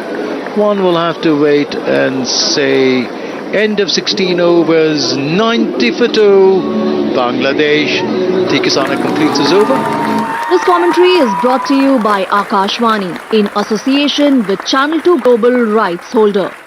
90 रन 2 विकेट के नुकसान पर इस समय बांग्लादेश का स्कोर 280 का लक्ष्य है उनके सामने। शांतो 25 पे, शाकिब 28 पे, दूर लगातार चौके तीक्ष्णा की गेंद पे जिस तरह से शाकिब ने लगाए। और जब से हमने कहा कि उनका इसमें बहुत औसतन प्रदर्शन रहा है विश्व कप में, उन्होंने अपने बल्लेबाजी को सुधारना शुरू कर दिया। जैसे कोच कुछ कहता है तो उस पर अमल होता है। यहाँ पर मनोज की पर्ची इस समय चल गई। बॉलिंग की जिम्मेदारी मधुशंका को वापस सौंपी गई है। 5 ओवर उन्होंने अब तक डाले हैं, 23 रन दिए, 2 विकेट लिए हुए। मधुशंका की गेंद अंदर आती हुई अच्छी गेंद थी, सुरक्षात्मक तरीके से खेला उसको। बल्लेबाज आपस में मंत्रणा करते हुए, शाकिब से बात करते हुए, परामर्श लेते हुए, ये बहुत अच्छी रणनीति होती है। जब आपको कहीं कोई असमंजस हो तो कुछ न कुछ आप आपस में विचार विमर्श करिए। मधुशंका काफी सफल गेंदबाज रहे हैं इस टूर्नामेंट में। 90 रन 2 विकेट के नुकसान पर 16.1 ओवर का खेल हो चुका है। शांतो सामने है। शांतो शकीब दोनों धीरे धीरे पारी को एक आधार देने की कोशिश करते हुए, संभालने की कोशिश करते हुए बांग्लादेश के जो शुरुआती झटके थे उसके बाद से वो कोशिश कर रहे हैं कि एक अच्छा स्कोर खड़ा करें। दोनों विचार विमर्श करते हुए एक दूसरे को जब पूछते हैं, एक दूसरे से जब बात करते हैं, एक दूसरे से सामंजस्य बैठाने की कोशिश करते हैं। 2 गेंदों में अब तक कोई रन नहीं बना। शांतो और शकीब की जोड़ी इस समय बीच मैदान में। शांतो खेलने के लिए तैयार, मधुशंका गेंदबाजी के लिए तैयार, हमसे ठीक दूर के एंड से। और बहुत खूबसूरत पुल, फील्डर है उसके पीछे लेकिन नहीं गिरने के बाद भी नहीं रोक पाया। खूबसूरत पुल 4 रन के लिए। डीप स्क्वायर ले अंपायर के बहुत पीछे से जमीनी शॉट बहुत ही खूबसूरती से चिपकता हुआ गया। ढोल नगाड़े बजते हुए जैसे ही चौका पड़ा। 61 गेंदों में ये 50 रन बने हैं 52 मिनट में। 100 का स्कोर पार करके बांग्लादेश उत्साह की लहर दौड़ाती हुई इस समय। मधुशंका की पिटाई हो जाए तो थोड़ा सा वैसे भी आश्चर्य होता है। काफी नियंत्रित गेंदबाजी कर रहे हैं। चौका पड़ा, गंभीर हो गए। बॉल दिखा रहे हैं अंपायर को कि भैया बॉल का शेप बिगड़ गया इस शॉट के बाद या होश के कारण। Well, as I was saying that Najmul Hossain Shanto has been searching for a bit of form. He's been around, pottering around, not quite timing the ball well. But that particular shot would do his confidence a lot of good. That ball came off the middle of the bat, timed to perfection. The swivel was right. The way the bat swing was right. The bat speed was right. Everything about that shot had a stamp of authority. And that would do his confidence a lot of good. Nothing like a good, full-blooded shot to get a batsman's confidence going. पूरी तरह से कमर तोड़ प्रहार ताकि अपना आत्मविश्वास आए और बल्लेबाज को तो खुशी मिलती है। गेंदबाज के हौसले पस्त हो जाते हैं जब कोई जबरदस्त शॉट पड़ता है। गेंद बदली गई है, शेप बिगड़ गया था। बल्ले बदले जाते हैं जब खेलते हुए टूट जाते हैं। लेकिन इस समय 94 रन बने हैं बांग्लादेश के और गेंद घायल होकर बाहर जा चुकी। Retired hurt. I'll tell you what, a change of ball after sundown, as the dew comes on, the new ball with a harder seam is always welcomed by batsmen. So देखना है बल्लेबाज कैसे स्वागत करते हैं इस नई गेंद का। बहरहाल उन्होंने वापस एम्पायर को दिया है। बल्लेबाज देखना चाहते हैं कि भाई आपने तो देख लिया, लेकिन हमें भी तो देखने दीजिए। नई गेंद आई है। Absolutely. I like that sense of humor. And, well, Mukul, it's been a pleasure sharing the commentary box with you. You with your small, witty one-liners, as Madhushanka runs in. 94 रन 2 विकेट के नुकसान पर मधुशंका गेंदबाजी करने के लिए तैयार। पुल करना चाहते थे, पूरी तरह से कोशिश की थी, कहीं आसपास गेंद के नहीं थे। ताबड़तोड़ प्रहार कहूं तो उसमें कोई अतिशयोक्ति नहीं। अगर बल्ले में लग जाती तो शायद आसपास कहीं नजर नहीं आती। बहुत तेजी से घुमाया था उन्होंने बल्ला। आत्मविश्वास भर गया है, जो पंप अप हो गया इस बेहतरीन शॉट के बाद। जैसा कि अनिंदो ने कहा, उसके बाद से उनमें आत्मविश्वास भर गया है और वो अतिरिक्त आत्मविश्वास न हो वरना घातक हो सकता है। अच्छी गेंद थी, ऑफ स्टंप से काफी बाहर थी, पूरी तरह से बल्ला घुमाया था। मधुशंका गेंदबाजी करने के लिए तैयार है। इस बार फिर ऑफ स्टंप से बाहर और बाहर की तरफ निकलती हुई देखा, अंतिम क्षण तक जाते हुए ट्रैफिक के सिपाही की तरह सिग्नल दिया कि जाइए, आप विकेट कीपर के ग्लोव्स में जगह है, आप मैदान से बाहर नहीं भेज सकता मैं आपको। To use some of your literary phrases, वो आत्मविश्वास अहंकार में ना बदल जाए। Would that be right to say? Yes, बहुत, आपकी हिंदी बहुत खूबसूरत। I like that sense of humor again. Madushanka 16.4 ओवर का खेल हो चुका है इस समय। बांग्लादेश का 95 रन 2 विकेट के नुकसान पर। और इस बार अच्छा उसको कलाइयों का इस्तेमाल करते हुए कट किया था तेजी से। उसके पीछे फील्डर जब तक कि तीक्ष्ण पहुंचते 1 रन से छोड़ बदला। एम्पायर से बातचीत की। 16.5 ओवर का खेल हो चुका है। 96 रन है 2 विकेट के नुकसान पर बांग्लादेश के। एक वाइड के साथ अतिरिक्त बॉल करने के लिए मधुशंका तैयार। उनके सामने है शाकिब, आत्मविश्वास से लबालब, क्योंकि उन्होंने बेहतरीन शॉट लगा के अपने आप को वापस टटोलने की कोशिश की थी। टेनिस में रैकेट की स्ट्रिंग्स में लोग अपना आत्मविश्वास टटोलते हैं, यहां बल्लेबाज पिच में ढूंढता है। बाउंसर से